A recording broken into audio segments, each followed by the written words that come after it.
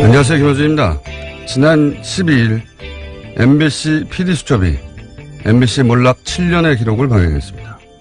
공영방송사 하나가 어떻게 통째로 정권에 장악되어 갔는지 짚어가는 방송을 보며 그 과정을 조력하고 지방 MBC 사장으로 영전한 보도국의 전 간부들의 특히 눈이 갔습니다.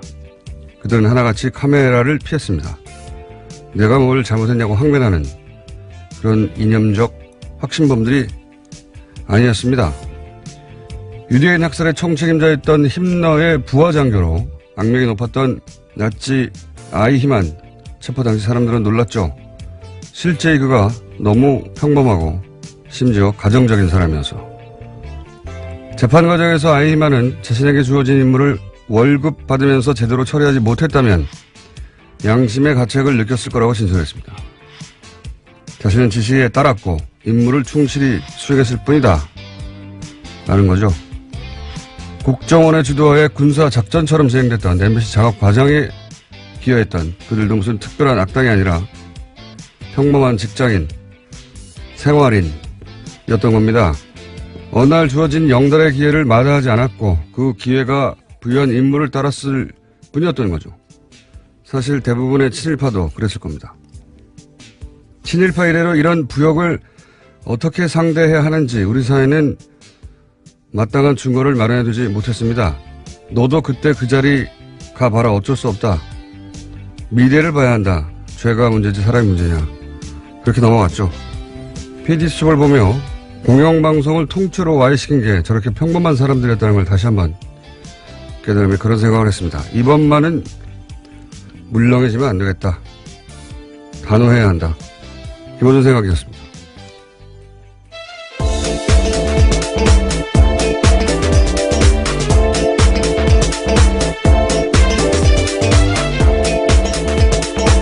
시사인의 김은지입니다.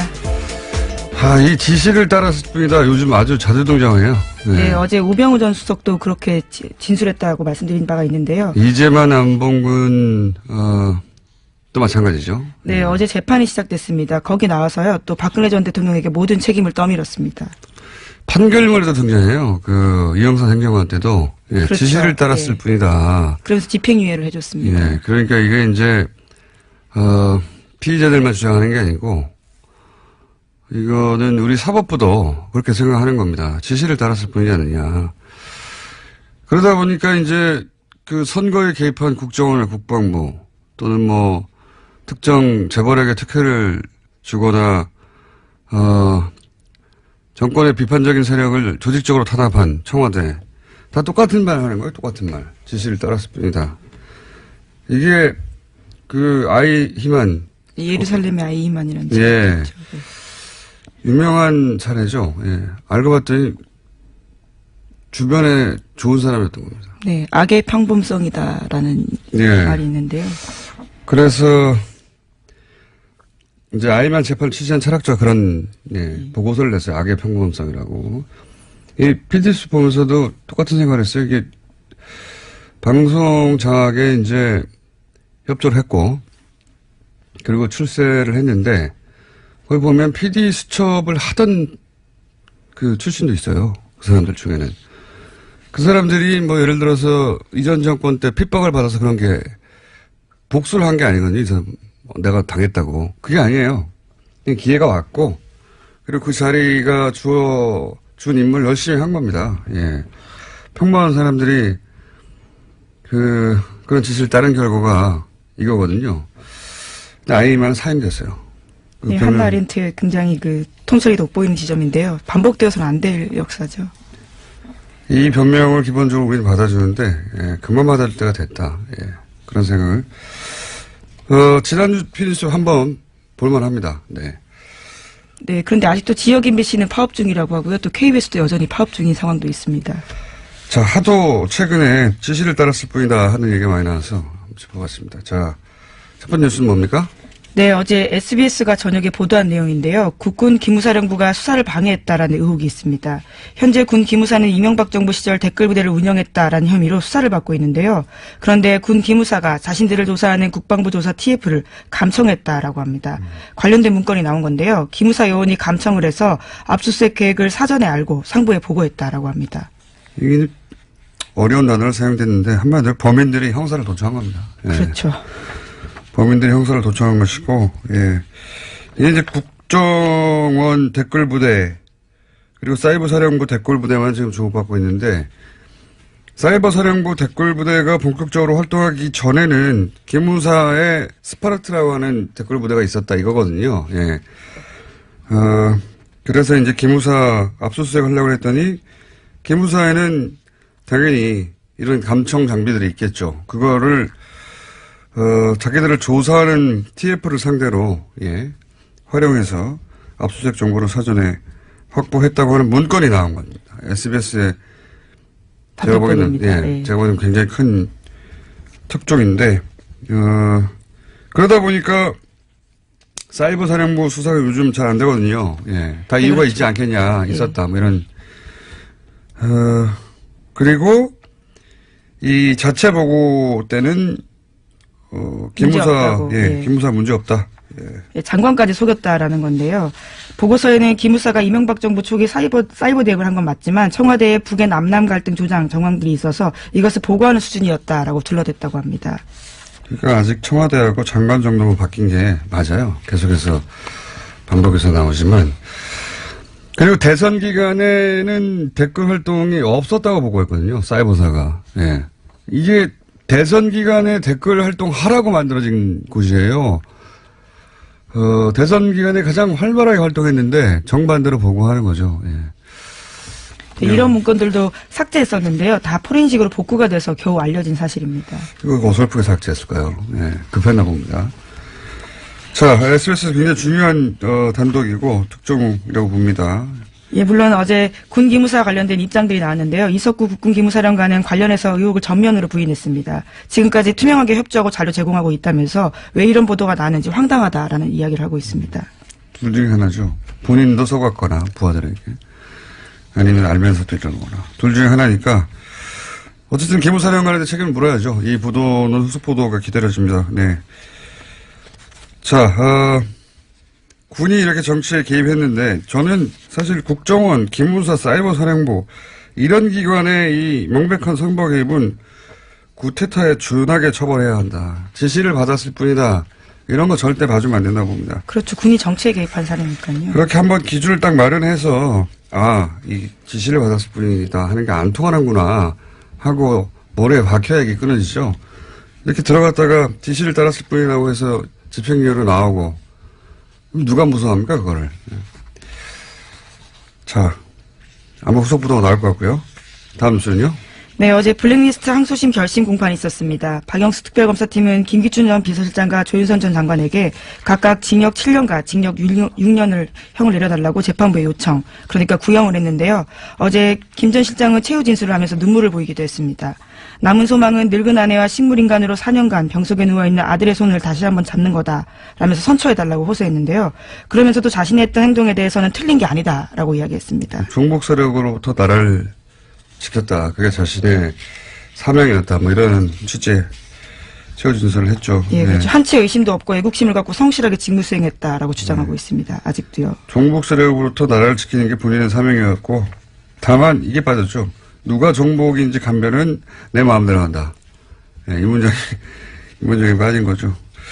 그리고 사실 자연인 아버지로서 이제 아들 얘기를 하면 안타까운 일이긴 한데 거슬러 올라가서 김기춘 비서실장이 과거 정보기관과 함께 혹은 본인이 정보기관에 있을 시절 그렇죠. 시작됐던 가짜 이 간첩 사건 조작했던 사건들 그 사건으로 뭐 몇십 년 감옥에 간 인간도 망가지고 인생도 망가진 사람들이 얼마나 많았어요. 그리고 그 일로 고통받았던 가족들 그 사람들이 울부짖을 때 눈길 한번 줬나요? 예.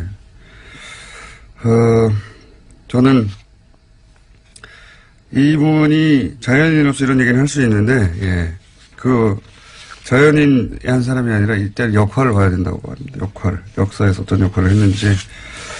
네, 1심에서 징역 3년을 선고받은 바가 있습니다. 이 선고 공판은 다음해 그러니까 1월 23일에 열립니다. 자, 관련 재판들 계속해서 뭐 지시를 따랐을 뿐이라니 그런 얘기를 하는데 최순실 씨는 어떻게 되고 있어요? 네, 최순실 씨는요, 지금 현재 서울 동부구치소에 수감 중인데요. 계속해서 검찰 소환을 거부하고 있습니다. 특활비 상납과 관련해서 검찰이 나오라고 이야기하고 있는데 불응하고 있는 겁니다. 그러면서 윤석열 서울중앙지검장 핑계를 대고 있습니다.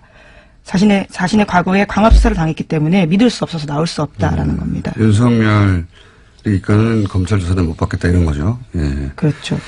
윤석열 팀이 잘한다는 얘기죠. 예. 자, 최순실 씨 주장 더 들을 필요는 없는 것 같고요. 그런 상태입니다. 자, 다음 뉴스는요? 네, 세월호 참사 당시에 KBS에 전화를 걸어서 보도 내용을 바꿔달라고 요구했던 이정현 전 홍보수석, 그러니까 현재는 의원인데요. 재판에 넘겨졌습니다. 청와대 등이 보도 개입을 했다라는 건데요. 검찰의 판단입니다. 과거 2014년 4월 21일에 KBS에 전화해서요. 적극적으로 좀 도와달라라는 이야기도 했고요. 아예 녹음도 바꿔달라라는 이야기도 했습니다. 이런 것들이 보도에 부당하게 개입됐다면서 지난해 세월호 특조위가 고발을 한 적이 있는데요. 이에 대해서 검찰이 재판에 넘긴 겁니다. 이런 기준을 아주 강하게 마련해야 된다고 봅니다. 저는, 잘한 거라고 보고요, 기소는. 그러니까 현 정부도 이렇게 아주 세기를 박아놓는 기소를 해야, 이런 압력을 방송사에 못 넣을 것이고, 그리고 다음 정부도 마찬가지고, 홍보수석이 방송사나 혹은 기자들한테 자기 임무상 전화할 수는 있어요. 근데 뭘 빼달라, 뭘 넣어라, 뭘 교체해라, 명백히 간섭하는 건데 이런 정도가 되면 이런 전화가 되면 받는 당사자도 이 사람 보낼 수 있다 내가 당시 과거에 이정현 사례도 있지 않느냐 아주 크게 처벌해야 된다는 겁니다. 예. 이렇게 한번 기준을 마련해야 되거든요. 이번에 자 다음 뉴스는요. 네, 이명박 박근혜 정권에 걸쳐 6년 넘게 국가보훈처장 맡았던 박승춘 전 처장도 검찰 수사 받게 됐습니다. 불법적으로 정치에 개입하고 친정부 관변단체들의 비리를 눈감아줬다라는 사실이요. 보훈처 감사에서 확인됐습니다. 마찬가지라고 봅니다. 자, 다음 뉴스는요. 네, 어제 뉴스타파 보도 전해드린 바가 있는데요. 다시 연장해서 말씀을 좀 드리면요. 어제 구속 집행정지로 나왔다라는 사실에 대해서 관련된 근거들을 좀 말씀드리겠습니다. 뉴스타파 보도에 따르면 구치소장의 구속 집행정지 건의는 매우 이례적이다라는 거고요. 또 호흡곤란의 원인이 과식과 수면제다라고 보도하고 있습니다. 과식과 수면제. 네, 그리고 서울대병원 신경정신과 의사가 김 회장은 알츠하이머성 치매다라는 주장을 해서 풀려나오게 됐다라는 식의 보도를 하고 있습니다. 자, 요사는요, 제가 알고 있는 것도 몇 가지 있어서, 예, 오늘 자세히 다루려고 했는데, 기왕 뉴스타파가 보도를 했으니 뉴스타파 기자분을 저희가 섭외해서 직접 취재 내용을 자세히 들어봐서 한 꼭지로 따로 다뤄볼까 합니다. 예, 뭐 하나의 반론도 있습니다. 그래서 좀 잠깐만 말씀드리면요. 알츠하이머형 치매 가능성을 배제할 수 없음이라는 것은 의료계의 흔한 표현이다라고 주장을 하고 있고요. 또 구속 집행정지 같은 경우에는 당사자에겐 신청권이 없다. 그렇기 때문에 법원이 판단할 사안이다라고 주장하고 있습니다. 네, 포함해서 저희가 따로 한 꼭지로 자세히. 그냥 제가 몇 마디 하고 말라고 그랬는데, 어제 다룬다고 했더니 또 하나에서 해명 자료가 와서, 그렇다면 아주 자세히 다뤄야겠다. 자, 다음에 다루기로 하고요. 자, 다음 뉴스는요. 네, 국민의당 안철수 바른정당 유승민 대표가 최근에 비공개로 만나서 통합에 대해서 구체적인 논의를 했다라고 오늘 아침 조선일보가 보도했습니다. 안 대표는 통합 반대파 반발을 감안해서 통합선언 후에는 이선 후퇴하는 방안도 검토하고 있다라는 건데요. 한 관계자의 멘트에 따르면 안 대표와 유 대표는 모두 다른 선택지가 없기 때문에 통합에 대한 생각이 아주 강하고 이르면 이번 주에 통합선언이 있을 거다라는 이야기가 있습니다.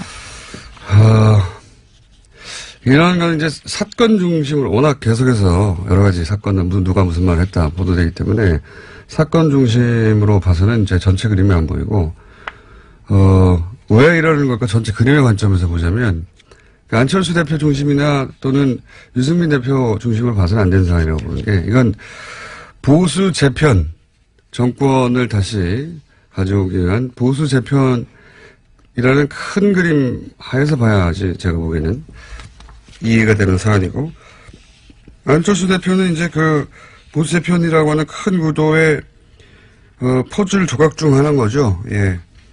유승민, 안철수 양 대표 모두 그 보수 재편의 이후에 자신이 주인공이 될 수 있다라고 하는 가능성 때문에 각자 적극적인 거죠. 예.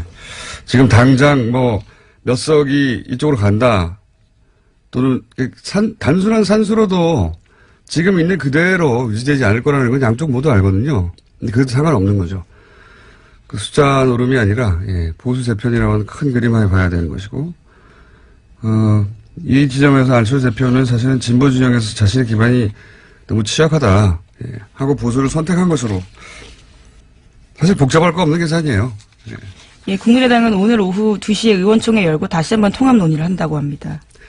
보수 재편이라는 큰 그림을 얘기하니까 다시 또 생각나는 게, 연결해서. 어제 이제 중국의 홀대, 혼밥 프레임에 대해서 보수 매체들이 대단히 악의적으로 짰다, 프레임을 제가 잠깐 얘기했었는데, 이 프레임을 비판하는 미디어가 없어서 제가, 얘기 다시 한번 하는데, 사실은 문재인 정부는 무능하다, 초라하다, 혼자 밥 먹는다, 이런 이미지 만들려고 한 거죠, 당연히. 그런데, 왜 그랬을까 생각해보면, 올해 내내 이제 보수 매체가 이제 이번 정부 출범이 했던 얘기가 뭐냐면, 피로감이 곧 온다. 연말이면 지지율이 떨어진다. 예. 근데 연말이에요, 이제. 그렇죠. 안 떨어져요. 떨어지기는커녕 대통령 순방이라는 건 굉장히 긍정적인 효과를 만들어내거든요. 대부분의 경우에. 박근혜 대통령 때도 사실 국내 상황이 아무리 어려워도 외국만 갔다 하면 지지율이 올라가요. 항상 그렇습니다. 대부분의 대통령 순방들이. 왜냐하면 멀리 떨어져서 현안과 떨어져서 좋은 화면들 나오고 좋은 소리들 주로 나오니까요. 이명박 대통령 때도 했고 다들 그랬어요. 그러니까 떨어지기는커녕 마지막에 중국 방문으로 올라가게 생긴 겁니다. 정치적 관점에서 바라보자면. 게다가 문재인 대통령이 중국에서 실제로 사드 경제보복 문제를 풀기라도 하면 그게 제대로 보도되면 얼마나 지지율이 올라가겠어요. 그 뻔한 상황에서 지지율이 올라가는 걸 거꾸로 막았어야 하는 겁니다. 예. 올해가 지지율이 떨어지는 채로 끝나야, 왜? 내년에 지방선거거든요, 바로. 지방선거. 지금 바른정당, 안철수의 국민의당, 유승민의 바른정당이 합치려고 하는 것도 지방선거 이후에 정계 개편, 보수 재편의 연결선상에서 일어나는 일이고, 이 홀대론도 사실은 이렇게까지 생각해 보시면 대통령 순방을 주류 미디어가 이렇게까지 대대적으로 공격한 사례는 없어요. 그건 진보 보수를 떠나서. 보통 대통령이 해외에 나갈 때는 대충 좋게 말해주거든요. 이번에는 가기 전부터 사실은 철저하게 프레임을 준비했다. 예. 그 중에 이제 혼밥 같은 게 걸린 거죠. 예. 그러니까 굉장한 정치적 의도를 가진 프레임인 거죠. 예. 자, 여기까지 하고요. 오늘은 2부가 게스트가 두 분이 있기 때문에 제목 하나 정도 읊고, 제목 하나 정도 안 읊으면 아쉽잖아요. 네, 가상화폐 거래소 유빗이라는 곳이 있는데 여기가 네. 해킹을 당해서 파산당할 위기라고 합니다. 아, 비트코인이요? 예. 비트코인 관련도 내일 한 번 더 다루고 전문가도 따라 한번 보시는 것으로. 비트코인에 대해서 할 말이 많아요, 저도. 자, 한미연합훈련 때 한미연합훈련을 평창올림픽 뒤로 연기하자, 미루자. 예, 어제 문재인 대통령이 이런 미국에 자세네요. 제안했다라고 예. 밝혔습니다. 미국 쪽도 연기 여부를 검토하고 있다라고요. 미국 MBC 방송 인터뷰에서 밝힌 바입니다. 이게 성공하면 또 한 번 이제 소위 미들 파워로 전환하고 있다. 한국이 강대국 사이에서 이런 최근에 외신 보도가 있었거든요. 그러니까 강대국들 사이에서 중간자작 역할, 중간자작 외교의 가능성을 엿본다. 이런 외신의 보도가 있었어요. 우리나라에서 보도가 안 됐지만. 그러면서 미들 파워라고 불렀는데 성공한다면 미들 파워로 다시 입지를 자랑할 수 있게 되겠죠. 예. 자, 여기까지 하겠습니다. 시사인의 김은지였습니다. 감사합니다. 문재인 대통령의 중국 방문, 네, 홀대론 기사 여전히 나오고 있죠. 어제 그래서 저희가 중국 동아대 우승은 교수님을 모시고 잠깐 이야기 들어봤었습니다. 너무 시간이 짧아서 오늘 한 번 더 모셨어요. 안녕하십니까, 교수님? 네, 안녕하십니까. 네, 어제 대단히 흥분된 목소리로, 대단히 빠른 속도로, 대단히, 압축적으로 말씀하셨는데, 간단히 요약하면, 우리는 홀대라고 하는데, 중국에서는 홀대는커녕 시진핑이 왜 사드 철회를 하지도 않은 문재인 대통령에 대해서 이렇게 환대하느냐고 중국 내에 비판이 있었다. 예. 문재인 대통령은 중국에서 환대받았다. 예. 그걸 왜 홀대라고 하는지 이해할 수가 없다. 예. 예, 말도 안 된다라고 예. 오순 교수님께서 어제 짧게 짚어주셨는데, 그건 방중 기간 동안에 그랬다고 치고요. 예. 그리고 이제 방중 이후에 예. 돌아가고 각자 이제 언론들이 차분하게 그 성과나 예. 이런 얘기도 할 거 아닙니까? 예. 그러니까 방중 이후 중국 미디어가 보도하는 이 방중에 대한 평가는 어떻습니까? 짚어주시면 좀. 네.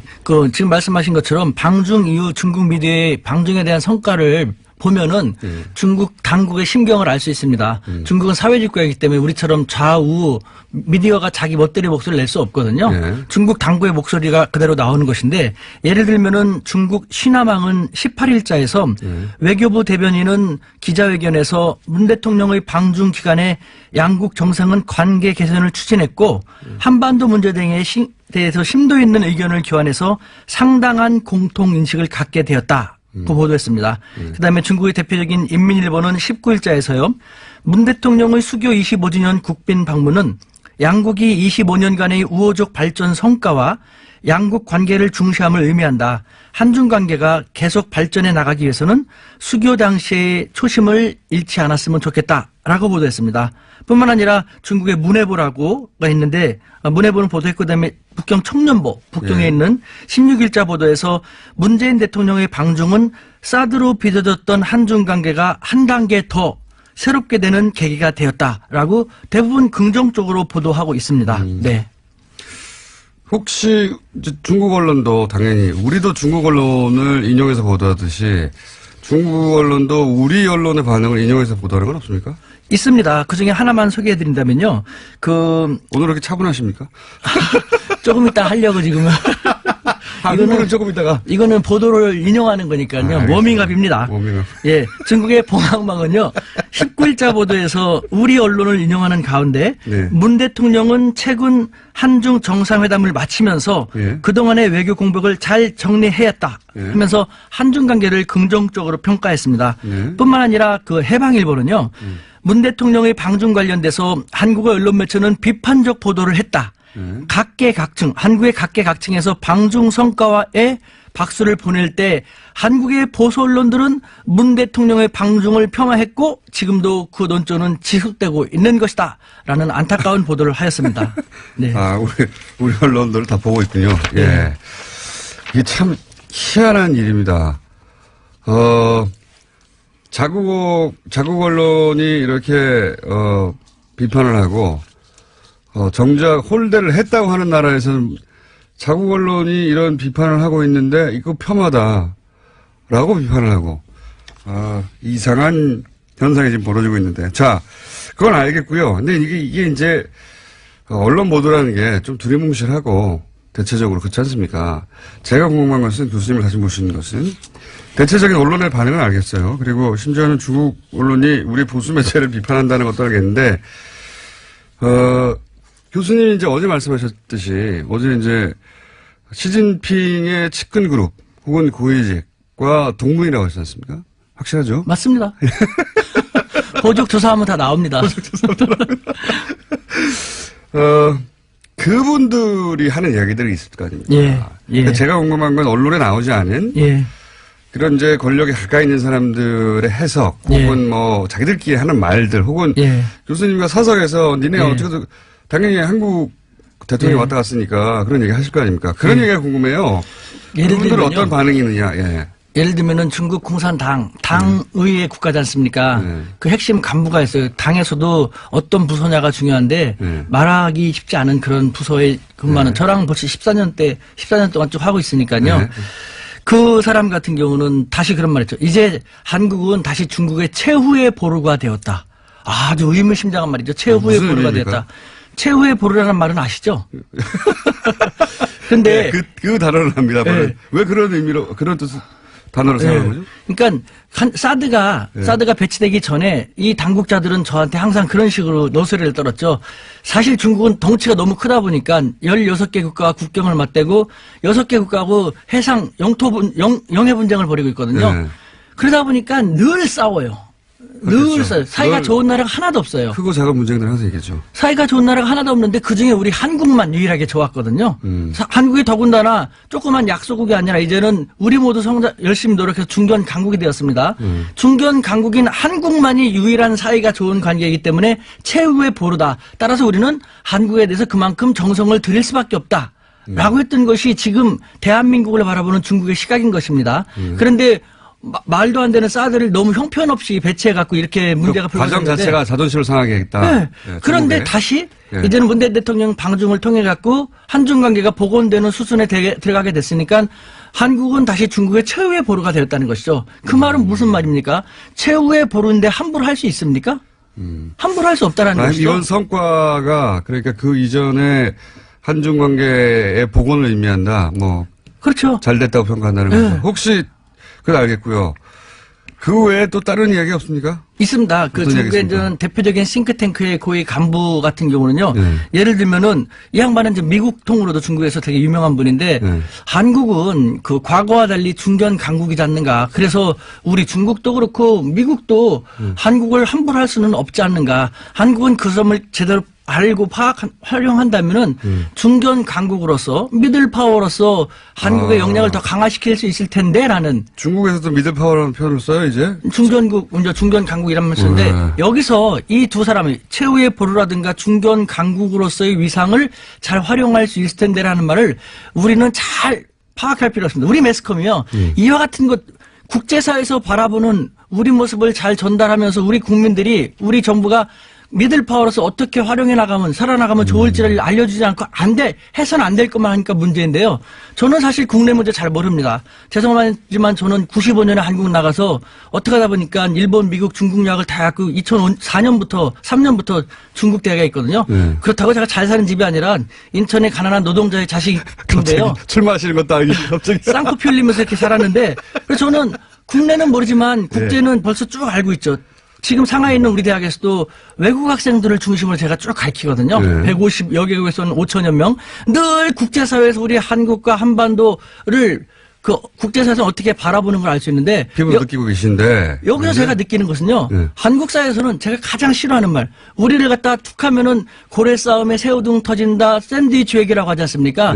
우리는 과거 20세기 6.25 그 약소국가가 더 이상 아니라는 것이죠. 교수님이 느끼기에는. 제가 피부로 느끼는 것이 그거예요. 중국에서도 느끼는 게 그런 거예요? 네. 그러니까 최후의 보루란 말이 무엇입니까? 최후의 보루니까 그만큼 소중히 하고 눈치를 봐야 한다는 것이거든요. 서로. 실제로 우리는 중국에 대해서 중국이 우리보다 덩치가 크고 인구가 많다고 해서 되게 두려워하는데 바보 같은 거예요. 덩치가 크고 인구가 많고 그러다 보니까 통치하기가 쉽지 않으니까 허점이 많거든요.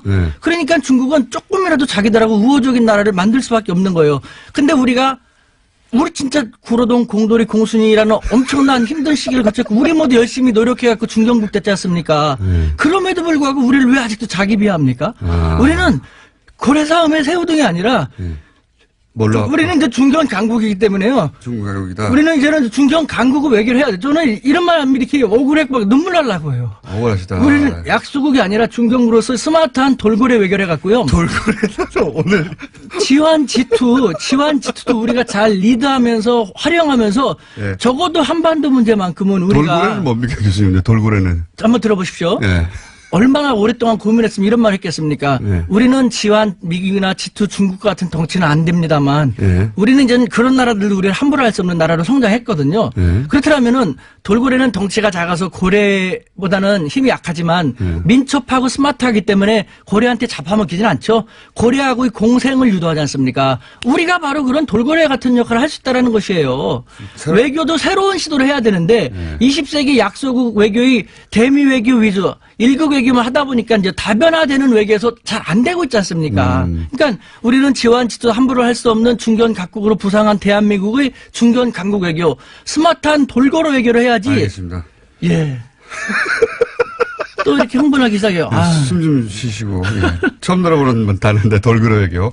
근데 이제 최근에 이 미들 파워라는 외신의 용어들이 등장하기 시작했어요. 실제 아시아타임스인가요? 거기서 메코이던가요? 그 기자가 미들 파워로 한국이 전환하고 있다. 그 방향으로 진화하고 있다. 근데 지금 이제 교수님 열받으신 건 이 중국 홀덴이 이게 다 이제 소위 약소국이 당하는 거 아니냐. 자기 비하예요. 예. 자기 열등의식이에요. 지나친 컴플렉스. 그러니까 매스컴들이 몰라서 아십니까? 저 아까도 말씀드린 95년부터 밖에 나가서 쭉 살았지 않습니까? 알겠습니다. 그럼 거기서 느끼는 것은요. 네. 국제관계에 있어서 예. 치명적으로 우리 국민들을 우롱하고 우리 국민들을 잘못 이끌고 있는 것. 저는 벌떼 민족주의라는 표현을 썼는데 10년 전부터 예. 벌떼 여왕벌을 잘 만나서 좋은 방향을 이끌면 좋은 결과를 나타내지만 잘못된 여왕벌을 만나고 잘못된 방향은 다 죽지 않습니까? 우리는 4대 강국 틈바구니에 끼어있는 가장 작은 나라이기 때문에 단결력이 강하거든요. 근데 이 단결력이 강한 우리 한민족을 잘못된 지도자라든가 이상한 매스컴들이 잘못 이끌고 나가면 우리가 다 힘들어지게 되는 거예요. 이게 바로 마찬가지지 않습니까? 최근에 이 중국의 방중 외교가 홀대를 당하고 있다. 문재인 대통령이 홀대를 당하고 있다고 하는 것도 그 관점에서 사실이 아닌데 또 이런 식으로 반응하는구나 하고 화가 나셔서 지금 흥분하신 거죠? 매스컴이 가장 문제예요. 이거는 보십시오. 제가 이제 강연 같은 걸 많이 나가는데 제 강연을 1시간이나 1시간 반 정도 들으면 딱 알아요. 저는 차이나 현상이란 말을 벌써 오랫동안 썼는데 무슨 말인지 아십니까? 차이나 현상이? 차이나 현상은 중국 관련된 현상이겠죠? 예. 어떤 거냐면요.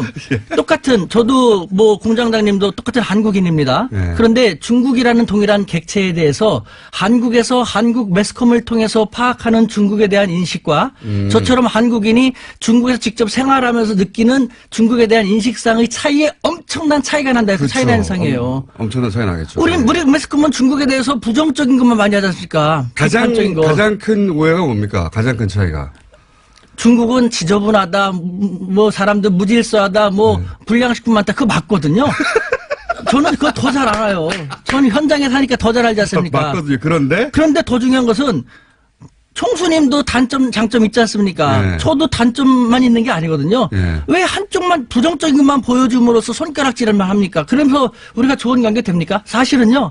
이런 말하면 중국을 피하는 것 같지만 저는 그렇게 대한민국 사람으로서 중국이 아직 불량식품 많고 짝퉁 만들어내고 부정적인 측면이 많으니까 우리로서는 다행인 거거든요.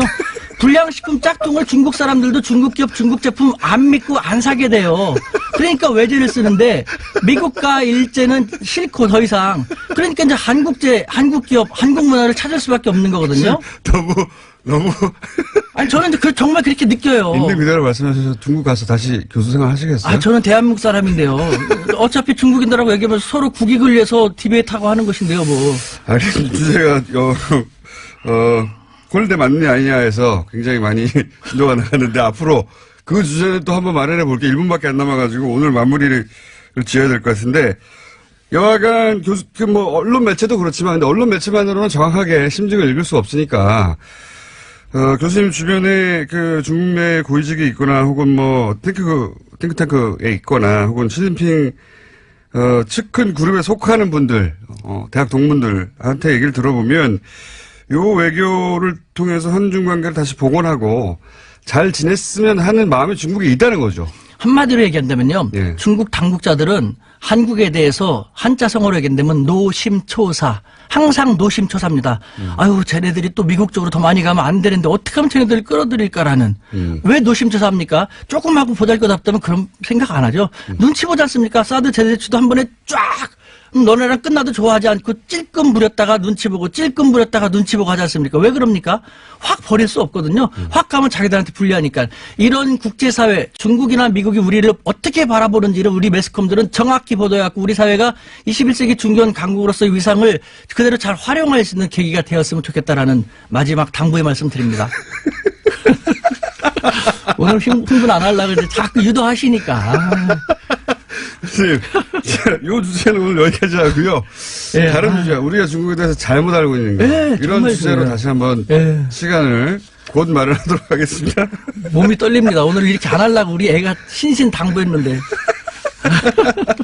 자, 여기까지 하겠습니다. 지금까지 중국 동아대 우수근 교수님이었습니다. 감사합니다. 네, 감사합니다.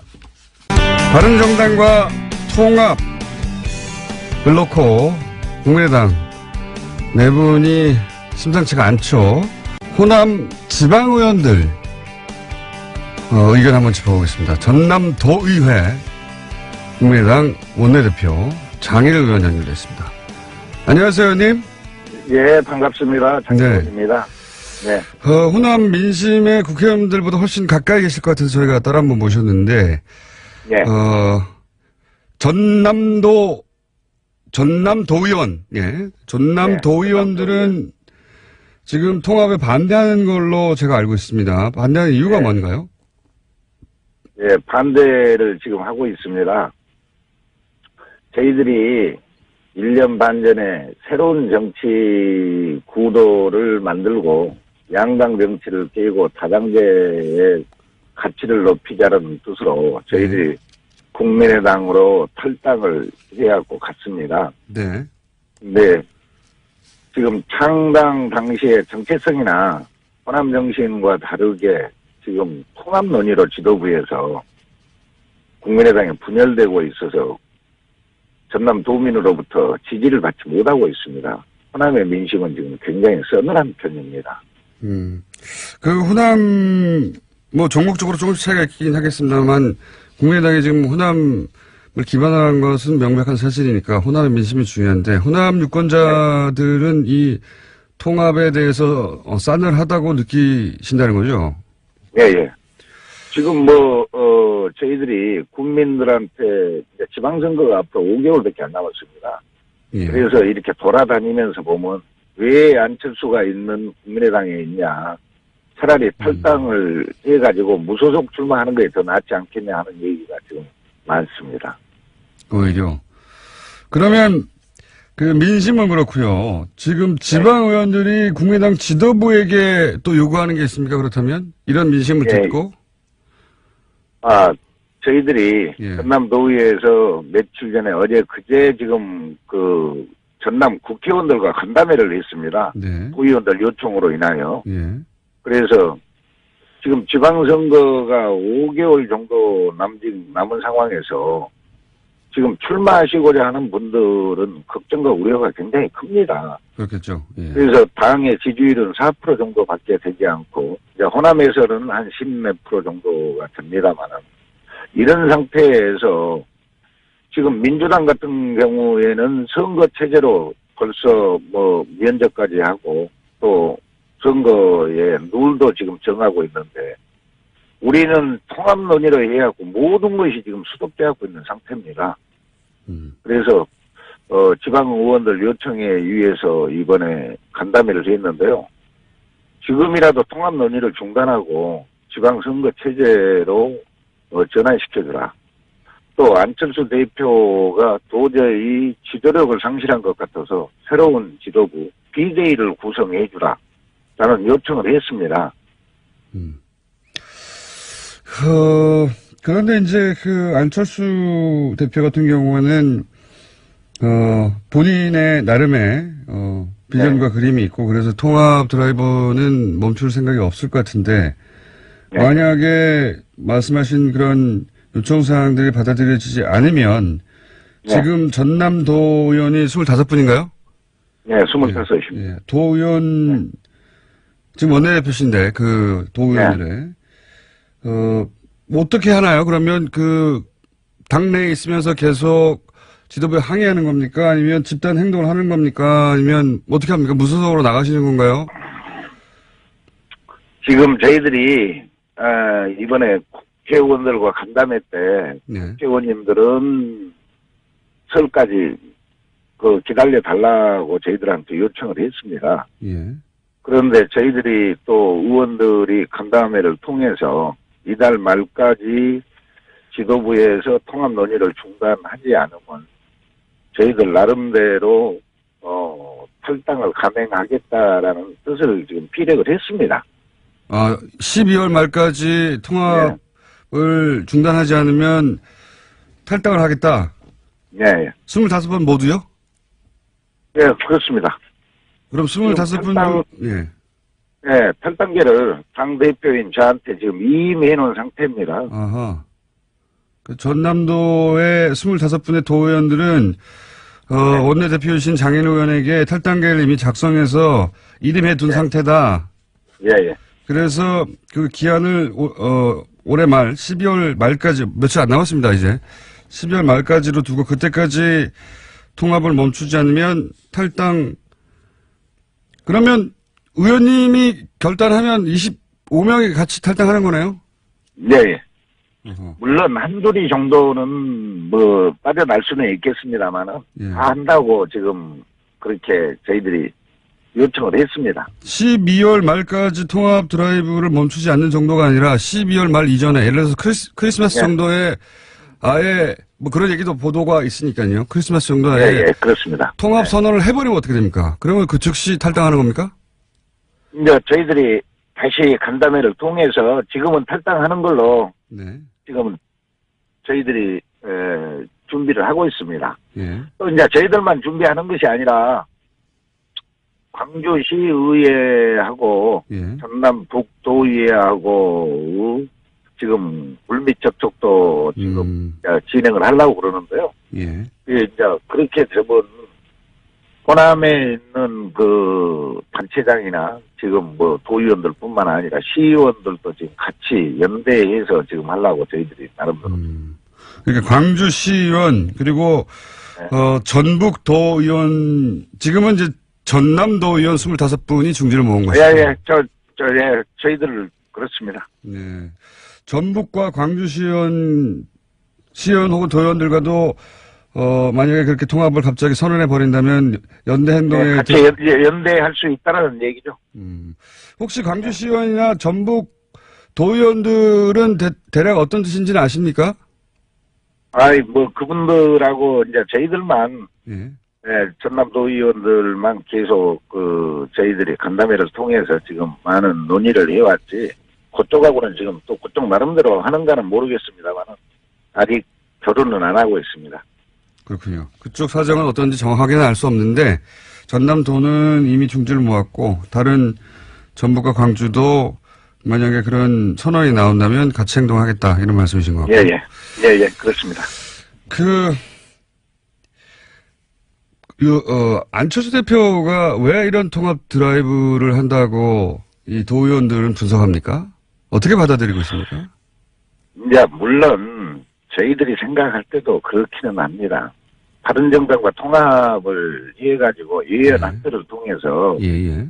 새로운 동력을 얻자라는 뜻 아니겠습니까? 그런 의도겠죠. 당의 지지도가 너무 떨어져 갖고 있으니까. 네. 그런 부분은 저희들도 이해를 못하는 것은 아닙니다. 네. 그런데 한번 생각해 보십시오. 얼마 전에 우리가 대선을 치를 때 대선 때 통합정당, 바른정당과 통합 논의가 있었습니다. 그랬죠. 예, 그런데 왜 안 했습니다. 지방선거를 놔두고 갑자기 예. 지방선거가 끝난 다음에 충분히 시간적인 여유가 있음에도 불구하고 지방선거 5개월 앞두고 지금 갑자기 통합 드라이브를 예. 지금 가고 있거든요. 예. 그러면 호남에서 저희들이 생각할 때는 호남에서 안철수 대표는 나름대로 여론조사를 한 게 서너 가지 있다라고 국회의원들이 말씀하시더라고요. 예. 그런데 통합을 하면 시너지 효과는 있다라고 이렇게 여론조사에 나왔다고 그래요. 예. 전국적으로 지지도라든지 네네. 호남에 대한 지지도가 이렇게 한 10% 정도 오른다. 예. 그렇게 얘기하는데 민심은 그렇지는 않습니다. 바른정당이 어차피 적폐 대상인 사람이었고 또 우리 바른정당의 유승민 대표는 김대중 대통령의 햇볕 정책을 개선을 못하겠다라는 뜻으로 전번에 또 한번 발언한 적이 있거든요. 또 안철수 대표도 길게 가게 되면 바른정당 그 다음에 자유한국당과 통합을 하겠다라는 그런 취지로 지금 얘기하시는데 알겠습니다. 호남의 민심은 그러지 않습니다. 예. 알겠습니다. 오늘 말씀 감사합니다. 여기까지 듣겠습니다. 예. 지금까지 전남도의회 국민의당 원내대표 장혜려 의원이었습니다. 설명이 필요 없는 노래가즘 정의당 노회찬 원내대표 나오셨습니다. 안녕하십니까. 안녕하십니까. 예. 한 주간에 벌어진 일들을 저희가 쫙 논평해가는 시간인데, 아무래도 이제 방중, 워낙 말이 많았어요. 홀대론, 혼밥론, 등등등. 할 할 말 많으시죠? 근데 뭐 홀더론인가요? 예. 뭐 대접을 초라하게 받았다는 건데 그렇죠. 아마 또 대접을 화려하게 받았으면은 제가 초라하게 받았다고 생각하지 않지만 예. 화려하게 받았으면 또 외화 내빈이다. 결론을 딱 정해놓고 예. 겉만 번지르르. 그렇죠. 예. 당했다. 뭐. 그렇죠. 근데 진짜 중요한 것은 한중 관계의 어떤 변화를 모색하고 또 실현해 냈는가 이제 이런 어떤 실속을 따져야 되는데 이제 그런 걸로 봐서는 굉장히 6개월 전하고 비교해 보면은 6개월 전만 하더라도 한중 관계가 걱정스러운 관계였잖아요. 그렇죠. 예. 파탄 직전에 이 관계를 어찌 보면 극적으로 이제 지난 가을부터 회복시키고 예. 그걸 확인하는 그런 이제 방중이었기 때문에 굉장히 이제 반환점을 돌았다, 분기점을 넘었다는 점에서 의미가 크다고 저는 생각합니다. 그런데 왜 그러면 국내 이제 주로 이제 보수 매체 중심으로 처음에 재개가 됐고 이게 이제 이런 이야기가 워낙 많이 나오다 보니까 다른 미디어들도 뭐 홀대론 논란 이런 식으로 계속해서 확대 재생산이 됐는데 왜 이런 홀대론을 들고 나왔을까요? 국내 언론 특히 보수 언론들이.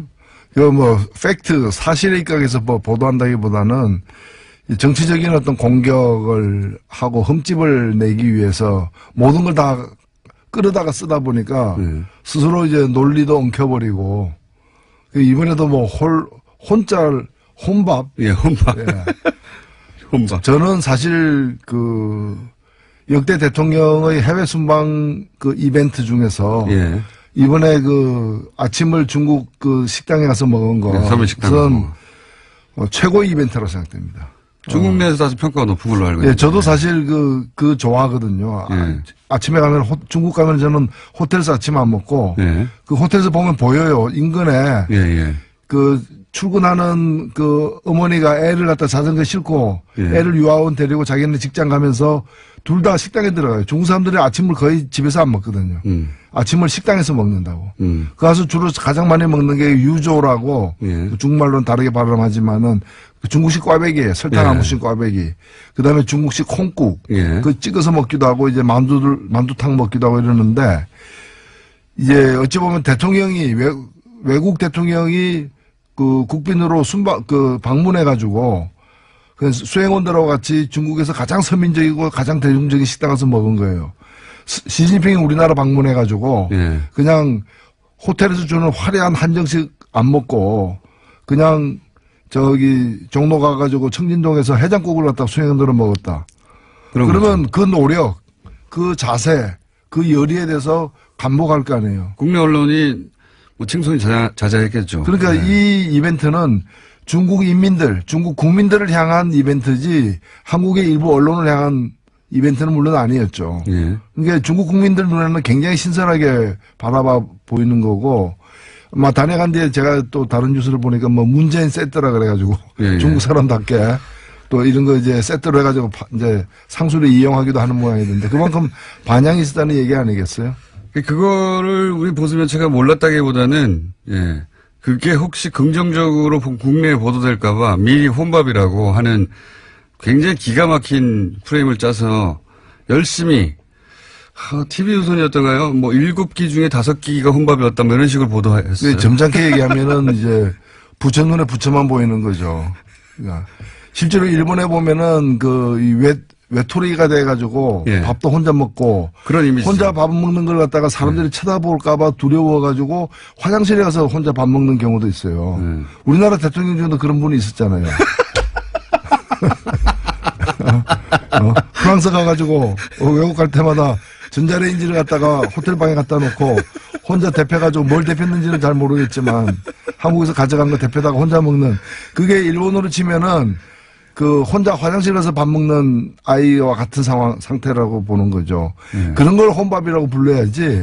지금 이거는 어찌 보면 굉장히 저돌적으로 중국 사람들에게 마음에 파고들기 위해서 나는 이렇게 노력한다는 처절하게 보여주는 거거든요. 맞습니다. 이거 총리하고 아침밥 먹는 것보다 100배 낫죠. 100배 효과적인 전략적 외교 선택한 거라고 보고 실제 문재인 대통령이 아니라 박근혜 전 대통령이었던 보수 매체는 이걸로 가지고 아주 입이 마르게 칭찬을 했겠죠. 예, 했을 텐데 진짜 혼밥이라고 생각해서가 아니라, 그렇게 초라하고 외교도 못하고, 평가도 못 받고, 외국에 나가봐야 같이 밥 먹어주는 사람도 없다. 이런 이미지를 더 씌우려고 한 거였겠죠. 예. 이걸 엄청나게 보도했어요. 근데 엄청나게. 혼밥이라고. 정말 악의적이었는데. 이렇게 성과를 깎아내린 이유 중에 하나가 곧 지방선거이기 때문이기도 하지 않습니까? 사실은. 사실은 뭐 이렇게 비판할 게 별로 없다 보니까 이거 비판하는 거 아니에요. 그렇긴 한데, 효과적이었다고 생각하는 것 같아요. 계속해서 써먹는 걸 보면. 그러면 이 중국 방문에서 여전히 남은 과제는 뭐라고 보십니까? 예, 일단은 더 나쁜 관계로 이렇게 변질되는 걸 막았다는 점에서 사드 문제를 둘러쌌던 그 긴장과 갈등을 일단은 봉합을 한 거죠. 근데 왜 봉합하냐 완전히 해결해야지. 근데 지금 당장에는 완전히 해결할 방법이 없는 거예요, 사실은. 절대 없습니다, 절대. 없기 때문에 더 악화되지 않도록 일단 만들어 놓은 것도 저는 성과라고 보고 이제 이걸 어떻게 잘 관리해 나가는 게 앞으로의 숙제인 것이죠. 뭐 그런 점에서 제가 볼 때는 양국 다 굉장히 그 노력을 나름대로 하고 있다고 보입니다. 원래 중국은 사실은 이런 외교 문제가 있으면 외교 문제라는 게 예를 들어 전쟁이 나서 어느 한쪽에 항복하기 전까지는 봉합이거든요. 대부분의 외교 문제라는 게. 어떻게 각자 이해가 다른데 완전히 해결합니까? 전쟁 나서 한쪽이 이겨서 한쪽이 점령하기 전까지 혹은 항복하고 누군가의 어느 일방의 요구를 굴욕적으로 최선이 안 되면 차선이고 최악을 막기 위해서 차악을 선택하는 게 외교인 거죠. 자, 그런 과제는 여전히 남아있다. 이 봉합. 봉합 이상의 해결책은 사실은 없어요, 현재는. 일단은 봉합이죠. 예. 일단은 봉합이고, 전쟁할 때도 보면은 휴전을 하는 것이지 무슨 불가침 조약을 맺는 게 아니잖아요. 한 단계는 그렇게 나가는 거고, 이번에 저는 하여튼, 아까 말씀드렸습니다마는 아침을 갖다가 충칭인가요? 거기서 아침을 갖다가 중국의 가장 서민적인 식당 가서 먹은 그 이벤트, 혼밥 이벤트를 만든 사람은 이벤트. 저는 상 줘야 된다고 봅니다. 상 줘야 된다, 오히려. 오히려 상을 줘야 된다. 혼밥 이벤트라고 하시면 안 되고, 서민식당 이벤트. 그렇죠. 자, 고평가는 그렇게 하시고, 지금 정치권에서 핫한 게 두 가지가 하나는 통합을 이제 한다. 곧 선언할지도 모른다. 크리스마스 선물 뭐 이런 얘기도 나오고 있고요.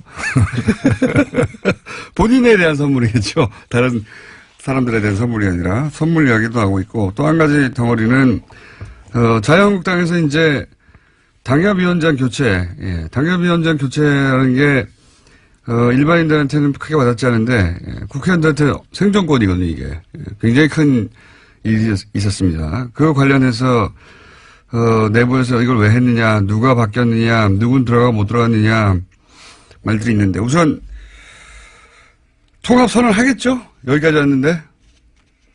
일단은 선언을 하겠죠. 예. 근데 그 선언이 이제 끝나는 것이 아니라 선언이 이제 당헌당규에 따른 절차를 이행해야 법적인 효력을 가지는데 그 이행하는 것에는 뭐 난관이 여러 가지가 지금 있는 거죠. 지금 반대하는 사람들은 전당대회를 하자고 하고요.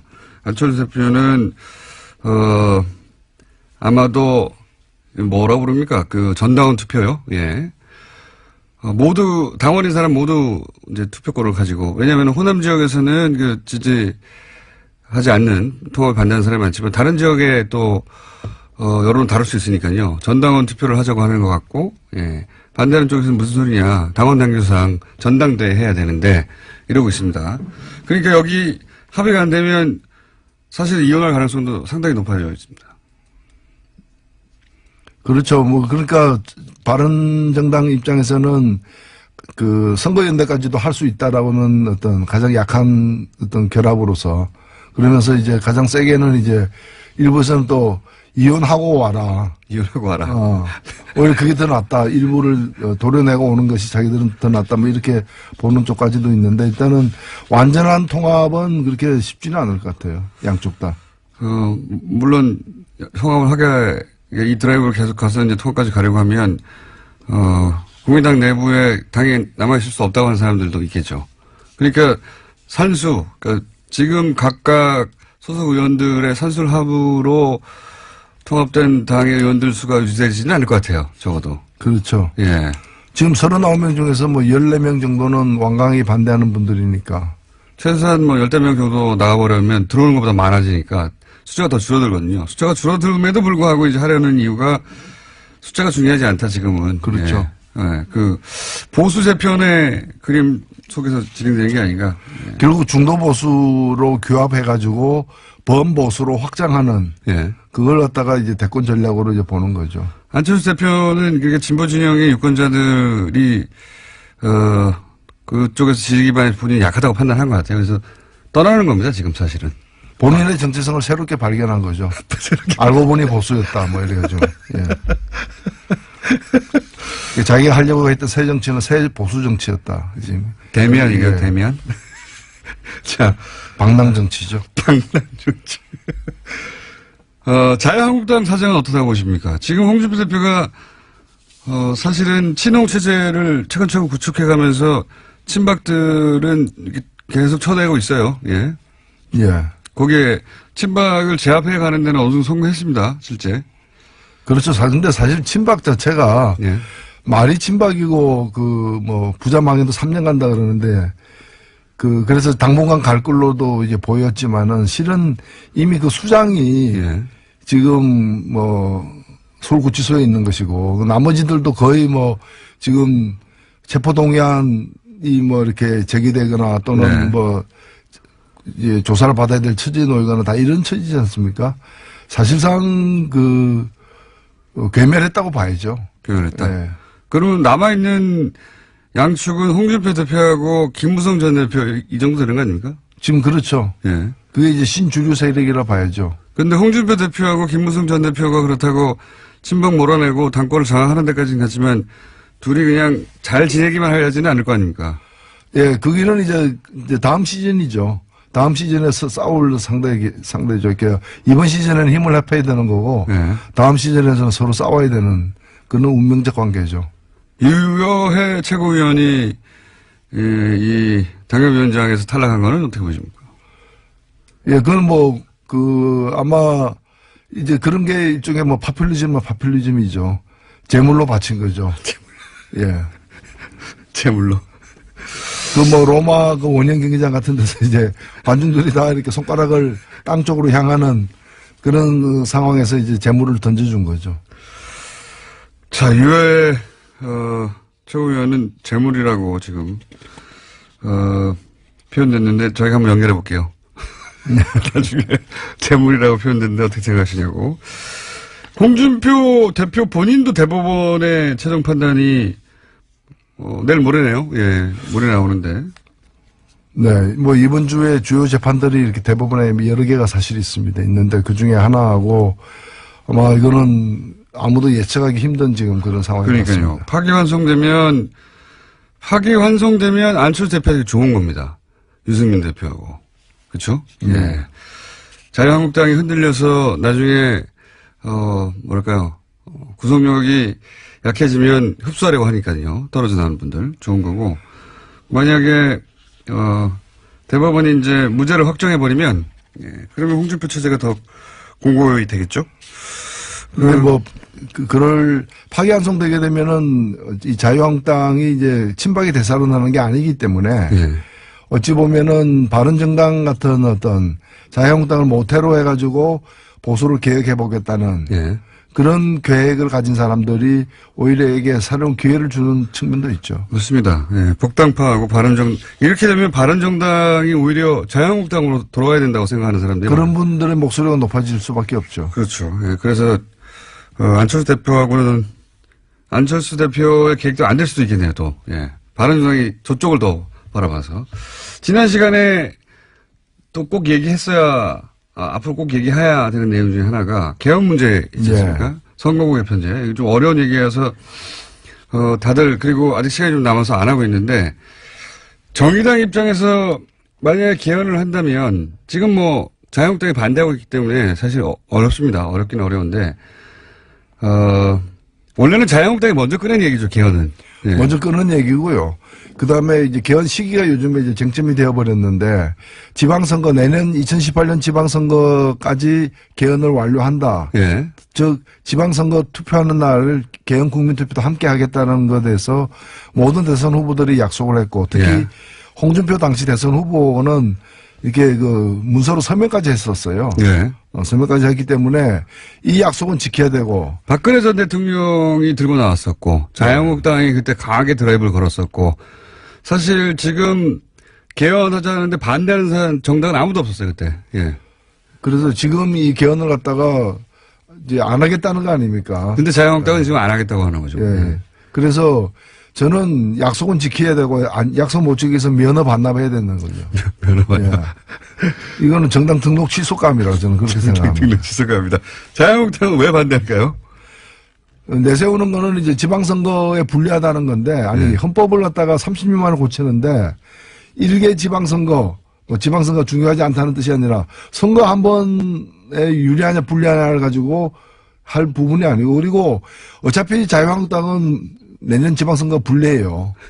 개헌 안 한 데서 유리해지는 것도 아니고 어차피 불리한데 더 불리할 것도 저는 없다고 보고 그래서 일단은 전국의 주도권을 갖다가 이제 뭐 정부 여당이 쥐게 될 거 우려한다는 건데 그것도 저는 뭐 그것 때문에 개헌을 반대한다는 것 자체가 이유가 되지 않는다고 봅니다. 근데 자유한국당이 반대하면 어쨌든 개헌안이 통과될 수가 없지 않습니까? 지금 의석수상.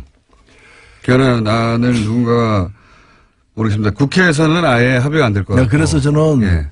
그 점을 갖다가 자유한국당을 최대한 압박해야 된다. 일단은 약속을 지키라고 해야 되는 것이고 약속을 못 지키기 때문에 그 국민들에게 사과해야죠.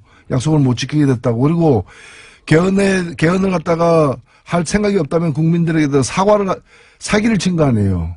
그건 정말 정당을 해산해야 되는 것이고 그게 아니라 시점을 조금 바꾸면 좋겠다. 예. 뭐 이때는 불리하니까 뭐 2달 후에 석 달 후에 하겠다고 한다면 그것까지는 봐줄 수 있다는 거죠. 그렇다면 그 약속을 국민들 앞에 공언하라는 거죠. 그런 점에서 개헌 열차를 멈출 이유는 없다. 개헌 열차가 6월 지방선거 때 투표하기로 했다면 그 6월 13일 이역에는 서야죠. 근데 그걸 안 쓸 생각인 것 같아요. 안 쓸 생각이라면 그럼 그 다음 역이 어디냐. 예. 그거라도 국민들에게 밝혀라는 거죠. 밝혀도 지킬까요? 그러니까 저는 그렇게 안 지킬 것 같으면은 이 운동장을 떠나라 이렇게 얘기를 해야 되는 거죠. 운동장을 떠나라. 현실적으로 자유한국당이 반대하는 한 개헌을 할 방법이 없었습니까, 사실. 국회를 통과하지 못하니까. 그건, 부차적인 문제는 아니지만 그건 그대로 두고 만약에 개헌을 한다면 꼭 포함되어야 하는 내용이 뭡니까, 정의당 입장에서. 선거구제 개편이죠. 예, 뭐 여러 가지가 사실입니다. 저는 정의당은 기본권 신장과 지방분권을 강조하는 게 기본이고요. 특히 기본권과 관련해서도 해서 이 노동권을 갖다가 복원시키는 재헌의회 수준으로 우리가 이 정부를 처음 만들 때 헌법을 처음 설계할 때의 정신으로 돌아가는 그래서 지금 그동안의 독재 정권들이 들어서면서 부당하게 기본권들을 제약한 특히 노동상권을 제약한 부분을 갖다가 회복시키는 내용 그다음에 선거와 관련해 가지고 비례선거 원칙을 선거에 못 박는 예. 이제 헌법 조문에다 못 박는 비례선거의 원칙을 좀 더 자세히 설명해 주시면요. 네, 이제 국민의 민심 그대로 선거 결과에 반영될 수 있도록 하는 이거는 여러 가지 측면 하나는 이제 선거 제도와 관련해서 지금의 선거 제도가 예를 들면 가장 비근한 예로 정의당이 7.3% 얻고 의석을 7.3% 가지는 게 아니라 의석은 2%밖에 못 가지는 이런 문제들. 그다음에 인구 대비로 표의 등가성 문제. 그 농촌의 한 표가 도시의 2표하고 비슷한 지금. 그건 왜 그런지 설명해 주십시오. 예, 그게 이 선거구를 획정할 때 예를 들면 10만 명당 1명을 뽑는다고 이러면 농촌 같은 도시에는 20만 명당 1명까지를 허용하는 거예요. 독일 같은 경우에는 1.5 이상이 되면은 위헌이다. 뭐 1.25, 1.3대 1 이렇게 이제 비율을 정했는데. 비율을 정해고 있는데 우리는 지금 2대 1까지 허용하고 있거든요. 그러니까 이제 농촌 지역이 어차피 인구가 좀 적어서 1대1로 할 수는 없다 하더라도 그 비율이 너무 차이가 난다. 그렇죠. 이제는 지금 2대1까지 허용하고 있는데 1.5대1 정도까지로 낮출 필요가 있습니다. 그래서 근접하게 만들어야 되는 도시 15만 명이 농촌 10만 명하고 같은 대표성을 갖도록 하는 정도까지 지금은 농촌 10만 명이 도시에 20만 명이 되는 네. 꼴이 되기 때문에 그러니까 농촌에서 지지하는 정당이 유리하죠. 네, 그렇죠. 정치 세력이. 그래서 농민들의 어떤 그 목소리를 정치에 반영하는 것은 당연히 필요하고 중요하지만은 지금 이것이 농민들의 목소리를 반영하는 구조가 아니라 그렇죠. 농촌의 그 보수적인 기득권 세력들을 갖다가 그 정치 세력들을 연명시키는 제도로 악용되고 있기 때문에 이 비례성의 원칙을 갖다가 더 되살리는 그런 이제 그 헌법 조항을 갖다가 삽입하는 것이 필요하다는 거죠. 그러니까요. 10만 지금 명. 국회 개헌특위에서도 네. 국회 자문위원회 안으로 이렇게 나와 있습니다. 나와 있다. 요는 결국은 표를 받은 만큼 국회의원들이 국회에 진출해야 되는 게 맞고 또 하나 도시와 농촌을 비교하자면 농촌이 보수 성향 때문에 이제 보수 정치 세력이 유리하게 지금 짜져 있는 비율을 낮춰야 된다. 예. 그런 말씀이신 거죠. 그 두 가지가 반지. 그러니까 요 비례성의 원칙은 뭐 명칭은 여러 가지 있습니다. 뭐 독일 정당 명부제부터 시작해서 많은 명칭이 있는데 뭐라고 부르든 간에. 그리고 지금 권력구조에 대한 여러 가지 안들이 나와 있지만은 어떤 권력구조가 채택되든 국회의 권한이 다소 지금보다 많아지는 건 사실이거든요. 예. 그렇다면 국회의 권한을 지금처럼 잘못된 선거제도를 가지고 뽑힌 국회의 권한을 더 높이는 것은 더 문제가 있을 수 있기 때문에 국회의원을 민심이 그대로 반영되는 선거제도가 전제된 후에 그 속에서 새로 뽑힌 국회의원들이 권한이 다소 높아지는 거라면 몰라도 현재와 같은 상태에서 국회의 권한이 더 높아지는 것은 바람직하지 않을 수도 있다. 저는 그렇게 봅니다. 정의당 입장에서는 이제 내각 책임제도 지금 뭐 현재 일당이 될 수 없으니까 내각 책임제도 괜찮다, 좋다 이런 입장이죠. 이론적으로 보면은 내각 책임제가 가장 우수한 제도라는 것은 뭐 이론이 없습니다. 누구나 다 인정하는 거고요. 문제는 타이밍의 문제인데 그것을 지금 우리의 국민들의 요구, 그 다음에 정치 문화, 그 다음에 국회에 대한 어떤 신뢰 정도, 여러 가지를 종합했을 때. 국회의원의 실력도 넣죠. 그렇죠. 그것이 또 정당 정치의 어떤 발전 정도 이런 것들이 지금 당장의 내각제를 실현할 정도가 되느냐 안 되느냐에 대해서는 다양한 판단이 사실 있는 거죠. 개인적으로는 어떻게 생각하십니까? 저는 내각제가 훌륭한 제도로 생각하지만은 지금 당장에 국민들의 동의를 얻기에는 여론조사 결과가 나타나는 것처럼 쉽지 않다는 생각을 갖고는 있습니다. 물론 방향은 우리는 내각제 방향이지만 근데 더 위험한 건 뭔가 하면은 소위 분권형 대통령제라는 이름 하에 숨어 있는 이원 집정제. 뭐 대통령은 외치, 그 다음에 수상은 내치, 그리고 대통령은 권한을 한 20% 갖고 국회에서 선출된 국무총리는 한 80%의 권한을 갖는. 저는 이건 굉장히 위험한 방식이라고 생각들어요. 왜냐하면 4천만 명의 국민이 뽑은 사람은 20%의 권한을 갖고 300명의 국회의원이 뽑은 국무총리는 80%의 권한을 갖고 그리고 내치 외치를 어떻게 구분합니까? 개성공단은 내치입니까 외치입니까? 한미 FTA는 내치입니까 외치입니까? 그 뒤에 깔린 의도는 뭐라고 보십니까? 그건 대통령 당선되기 힘든 집단들이 권력을 서로 나눠 먹기 위해서 너는 20%짜리 권한을 갖는 대통령, 우리끼리 모여가지고 우리는 80%의 권한을 갖는 실세형 총리. 이렇게 해서 그래서 자기들 모이는 그 약속 장소를 제3지대라고 붙이고 제3지대에서 모입시다. 뭐 이렇게 해가지고 모여가지고 뭔가를 그래서 새로 뽑히는 대통령은 임기를 갖다가 5년이 아니라 줄이겠다.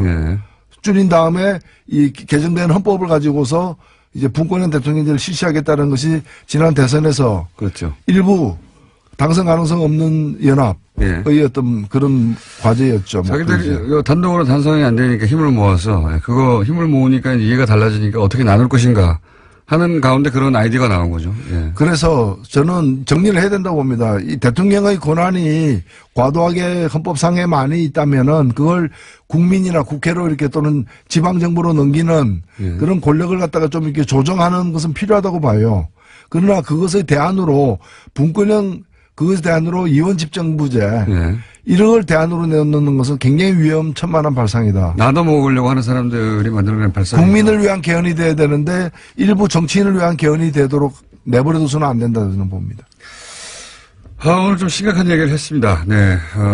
근데 이 개헌 이야기는 아직은 시기가 이르다 같기도 하면서도 한편으로는 이제 시간도 없어요, 별로.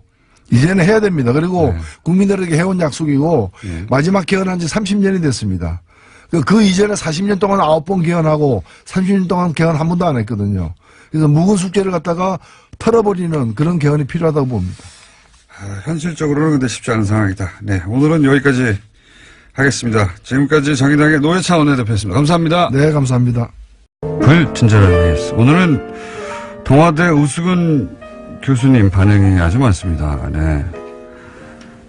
고정 요청도 많고요.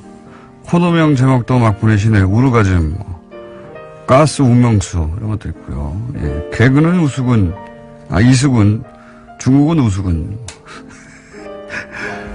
그런 반응도 있고 이런 반응도 있습니다. 왜 듣는 내 가슴이 찰까? 교수님 다 공감이 가는데 다만 볼륨을 낮춰주세요. 네, 이런 반응도 있고요. 아무래도 우수근 교수님 조만간 다시 모셔야 될 것 같습니다. 그리고 플란다스의 개가 130억을 돌파했습니다.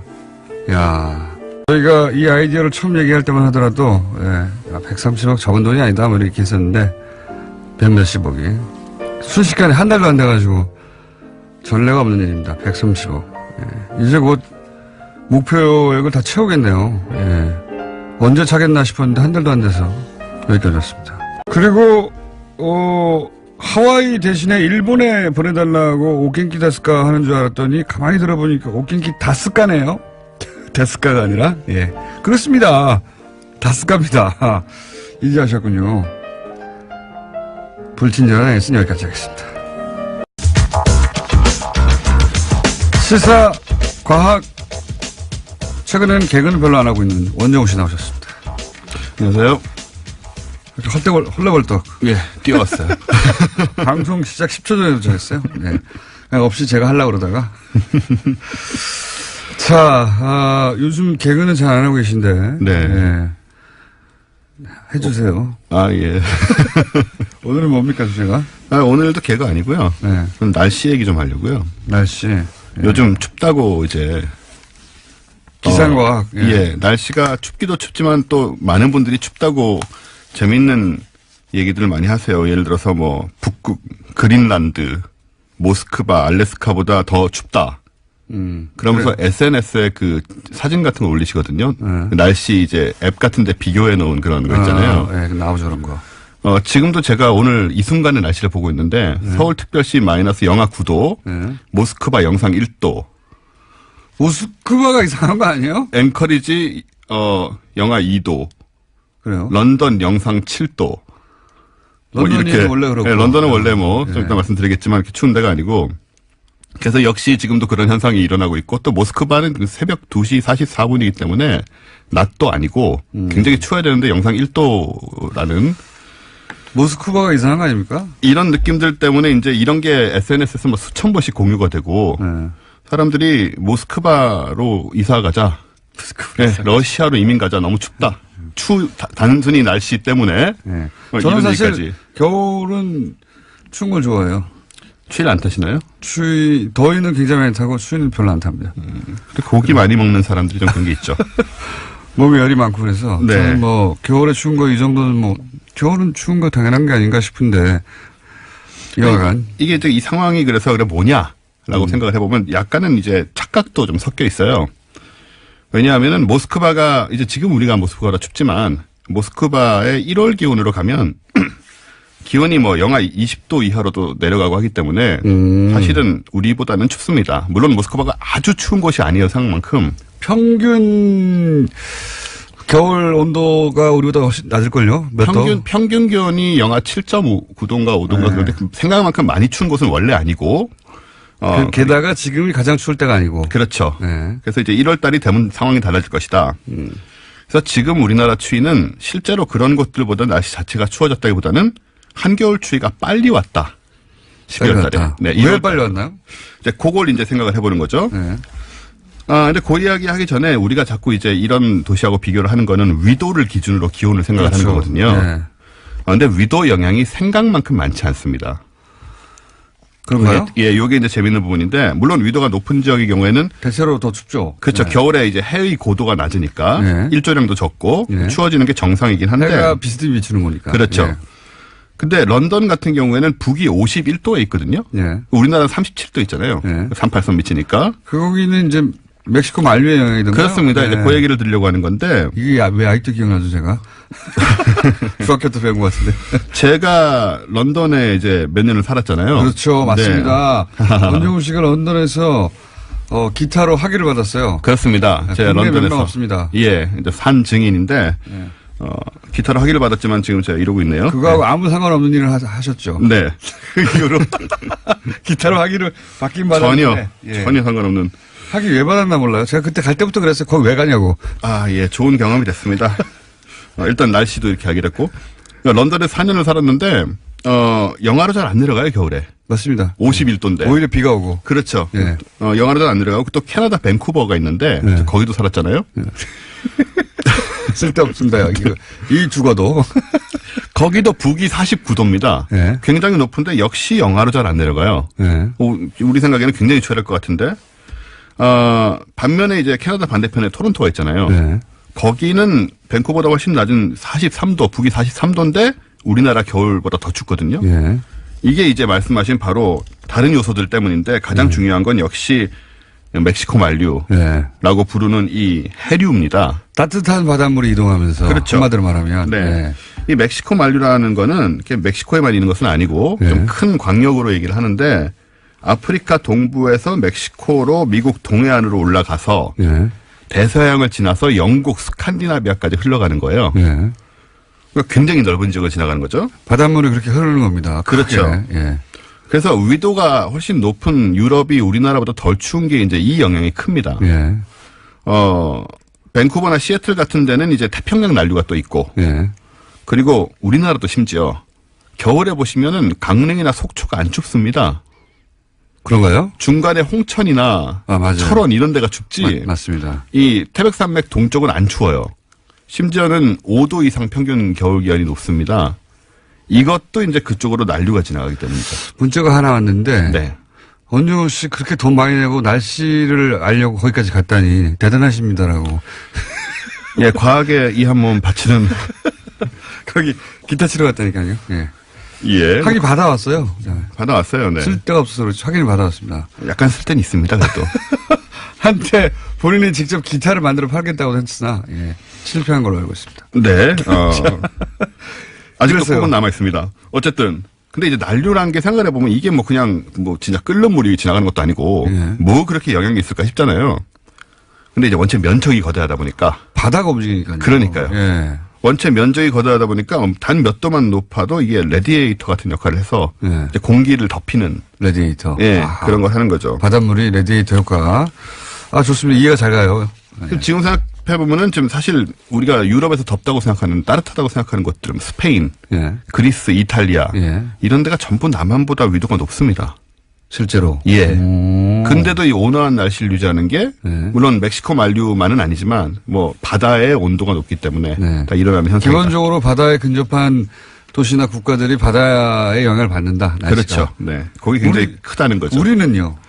우리는 이제 한류도 흐르고 난류도 흐르고 네. 하는데 대륙에서 넘어온 공기 때문에 영향을 많이 받지 않습니까? 우리는? 그렇죠. 이제 우리는 저 북쪽에서 내려오는 그 차가운 공기하고 네. 남쪽에서 남태평양 올라가는 공기가 항상 마주치죠. 거기서. 대륙성 고기압. 네. 거기 이제 마주치는데 네.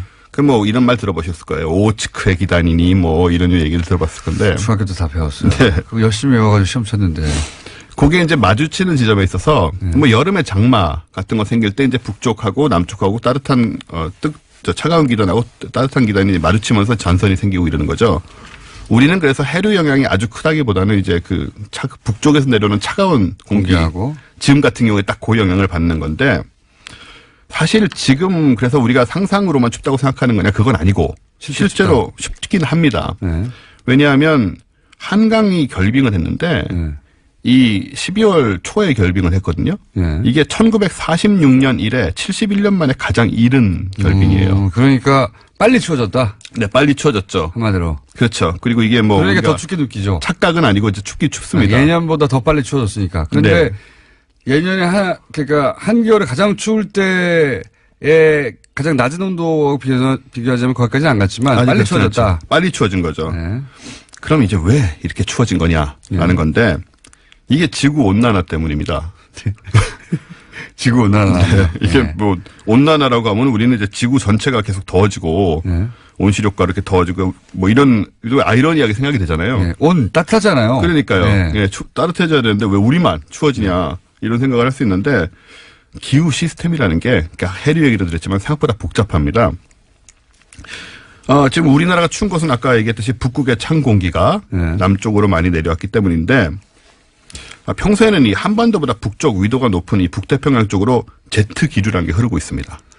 아, 네. 알아야 될 게 점점 많아지고 있네요. 제트 기류라고 제트기류 좋아요. 제트기류까지 네. 받아들입니다. 꽤나 그다음에. 고도가 높은 곳에 네. 꽤나 빠르게 계속 이제 지구를 감싸고 돌고 있는 이 흐름이에요. 예, 항공기들이 항상 영향을 항공기 받으니까. 영향을 받죠. 예. 이걸 이제 타고 가면 빨리 갈 수 있고 그렇죠. 역으로 가면 늦게 가고 이런 게 이제 생기는데 이게 이제 북극의 냉기를 막는 이 에어 커튼 역할을 합니다. 예, 커튼. 예. 네. 근데 이게 약해진 거예요. 에어 커튼이. 왜 약해졌냐면 북극 기온이 따뜻해지면서 이 제트 기류의 속도가 느려졌습니다. 아하. 그리고 남쪽으로 쳐져 버렸어요. 아하. 원래 이렇게 뭐라 그래야 되죠? 타이트하게 돌아야 되는데 그러니까 북쪽에서 뺑뺑뺑뺑 돌아야 되는데 네네. 얘가 뜨뜻해져가지고 밑으로 내려왔다. 그렇죠. 이게 예. 그럼 고무줄 늘어나듯이 따뜻하게. 속도도 느려지고 아래로 내려왔다. 그렇습니다. 그랬더니 쳐져버린 겁니다. 그래서 이제 북극에 모여있는 차가운 공기를 얘가 막지 못하고 밀려나면서 아하. 그 북극 공기가 진짜로 지금 한반도까지 내려와 버린 거예요. 아. 영하 3, 40도씩 되는. 아하. 네. 지금 그러니까 온난화 때문에 왜 추워졌느냐? 요거 외우면 딱 좋겠습니다. 네. 제트가 있어. 제트가. 제트 기류. 예. 이따 외우기 뭐 쉽게. 뜨라고 하지 마시고. 제트 기류가 있는데 걔가 북극에서 뺑뺑 돌아야 되는데 네. 따뜻해지니까 밑으로 내려와서 북극의 찬 헐렁해졌다. 헐렁해져가지고 네. 북극의 찬 기온이 같이 따라 내려온 거죠. 같이 내려와 버린 거죠. 밀고 빨리. 내려와 버린 거죠. 예. 그래서 이제 우리도 거기 영향을 받아가지고 지금. 예. 지금 빨리 그래서 추운 추워졌다. 겁니다. 네.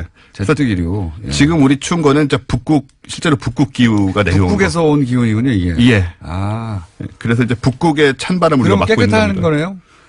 그건 아닌 것 같아요. 네, 뭐 그런 식으로 되는 건 아닌 것 같고. 예. 그래서 이 현상에 주목해 보자면 한반도는 앞으로 점점 더 추워지는 겁니까? 그건 아직 모릅니다. 일단은 여름에는 우기가 뭡니까 비가 내리는 패턴이 변했잖아요. 지금 변했죠. 예. 지금은 마치 정글에서 스콜이라고 하죠. 갑자기 집중폭우 내리듯이 예. 확 내리고 멈추고 이렇게 변해버렸는데 그런 이제 그 온난화로 인해서 사실 뭐 기후 균형이 깨지는 게 문제라 이게 뭐 훅 따뜻해지는 게 중요한 게 아니고 앞으로 굉장히 여러 가지로 기후가 불안정할 우리나라뿐만 아니고 전 세계적으로 불안정할 가능성이 크고요. 그래서 이제 이런 상황도 그 중에 하나인 것이고. 근데 이제 이런 생각은 해봐야죠. 그러니까 계속 이렇게 추워지는 거냐, 올해. 그건 아직 모릅니다. 예. 뭐 일개 뭐 그렇잖아요. 뭐 아무 도움도 안 되는 얘기를 모른다는. 추운 날씨가 빨리 오긴 했는데. 빨리는 그래서 왔는데. 예. 예. 점점 더 추워지거나 계속 추워지는지는 좀 두고 봐야 되는 거니까. 혹은 이렇게 했다가 따뜻해질지도 모르고. 예. 그러니까 뭐 모스크바, 알래스카 이런 데 너무 동경하지 마시고. 예. 일단은 우리나라에서 한번 날씨를 지켜보는 게 좀 필요합니다. 날씨를 지켜보. 이민 가기엔 이르다. 그럼 날씨를 지켜볼 수밖에 없죠. 어떻게 합니까? 네. 그러니까 북극에서 그렇습니다. 공기가 밀고 다니는 그럼 제트기류도 아니고 우리가 어떻게 막아요? 예. 그러니까요. 하나만한 이야기를 오늘 네, 그렇습니다. 했습니다. 앞으로 날씨를 알 수 없다. 그러나 지금까지 벌어진 것은 온난화의 영향이다. 네. 그렇게 봅니다. 온난화라는 게 따뜻해지는 게 아니다. 네. 이 지금 우리가 익숙해 왔던 기후의 패턴 이걸 그렇죠. 바꾸고 있는 거예요. 예. 네. 그래서 그래서 이제 지역에 따라서는 재앙에 가까운 상황이 벌어질 수도 있고. 갑자기 비가 안 내리는 곳에 폭우가 내릴 수도 있고요. 네네. 이렇게 갑자기 빨리 추워질 수도 있는. 네. 그러나 그렇습니다. 앞으로는 알 수 없다는 알 수 없습니다. 하나만한 얘기였습니다. 자, 원정우 씨였습니다. 감사합니다. 감사합니다. 내일 뵙겠습니다. 안녕.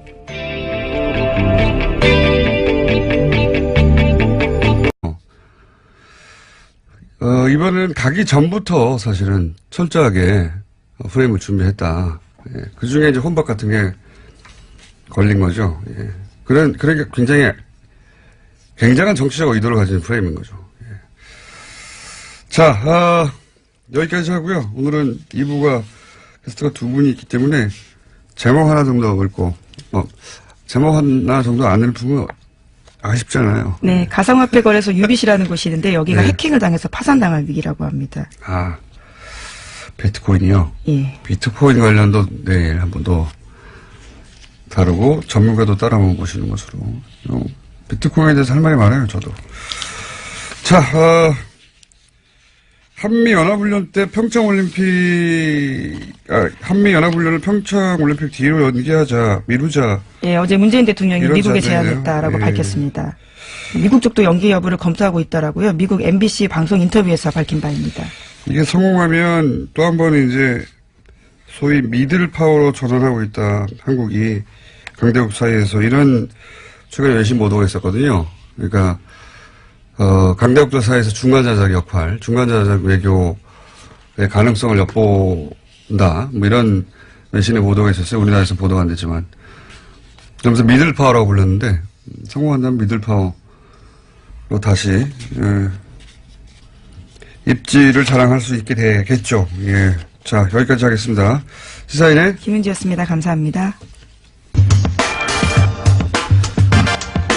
문재인 대통령의 중국 방문, 네, 홀대론 기사 여전히 나오고 있죠.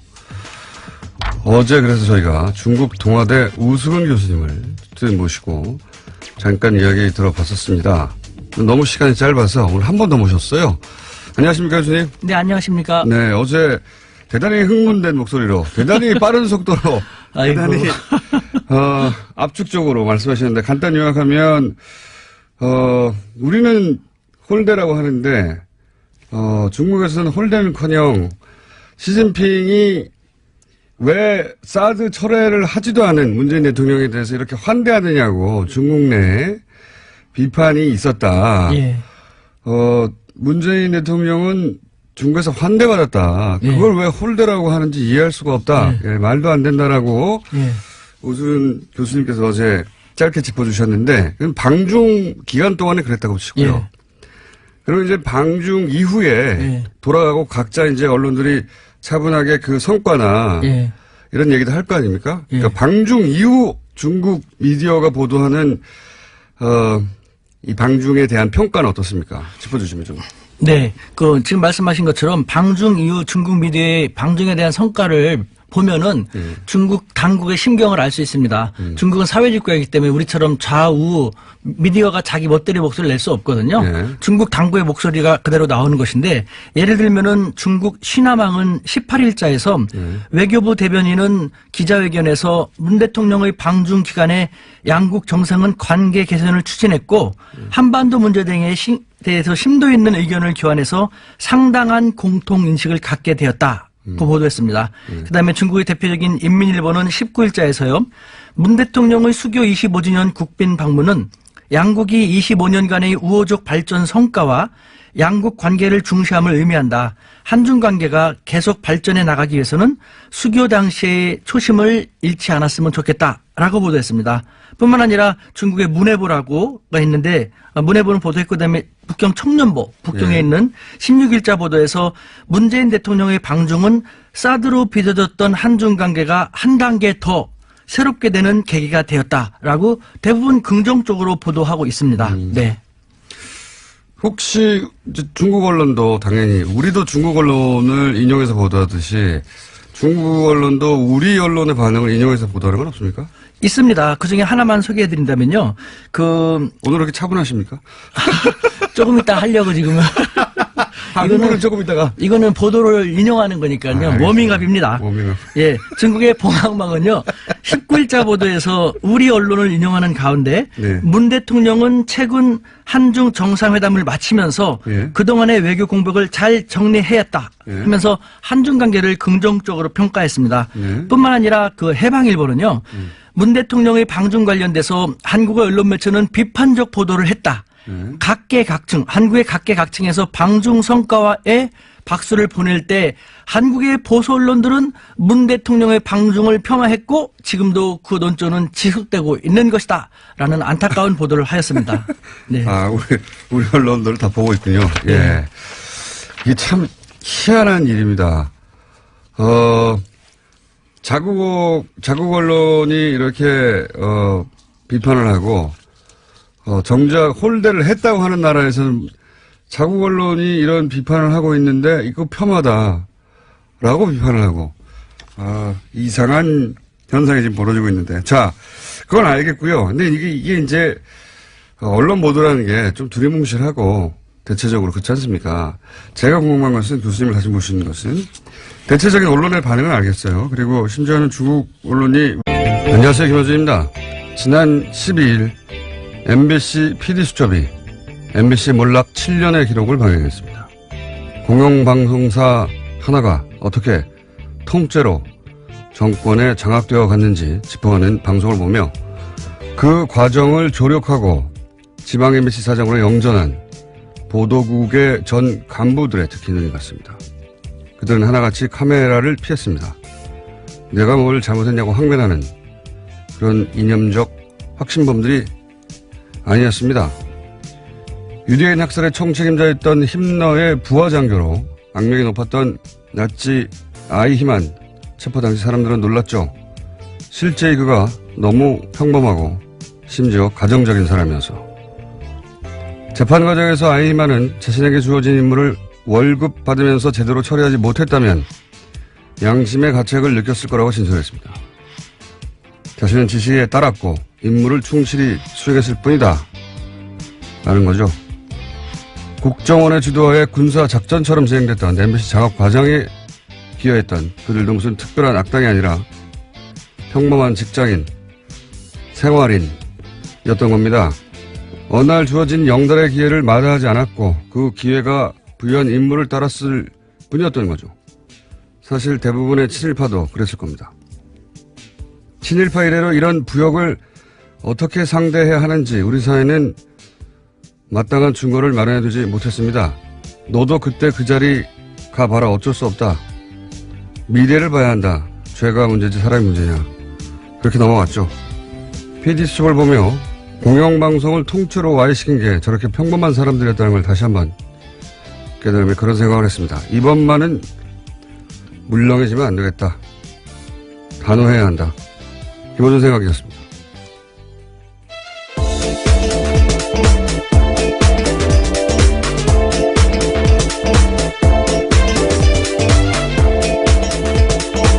시사인의 김은지입니다. 이 지시를 따랐을 뿐이다. 요즘 아주 자주 등장해요. 네, 어제 우병우 전 수석도 그렇게 진술했다고 말씀드린 바가 있는데요. 이재만 안봉근 또 마찬가지죠. 네, 어제 재판이 시작됐습니다. 거기 나와서요. 또 박근혜 전 대통령에게 모든 책임을 떠밀었습니다. 판결문에도 등장해요. 이영선 행정관 때도 그렇죠. 지시를 따랐을 뿐이다. 그래서 집행유예를 해줬습니다. 그러니까 이게 이제 피의자들만 주장하는 게 아니고 이거는 우리 사법부도 그렇게 생각하는 겁니다. 지시를 따랐을 뿐이지 않느냐. 그러다 보니까 이제 그 선거에 개입한 국정원이나 국방부 또는 뭐 특정 재벌에게 특혜를 주거나 정권의 비판적인 세력을 조직적으로 탄압한 청와대 다 똑같은 말 하는 거예요. 똑같은 말. 지시를 따랐을 뿐이다.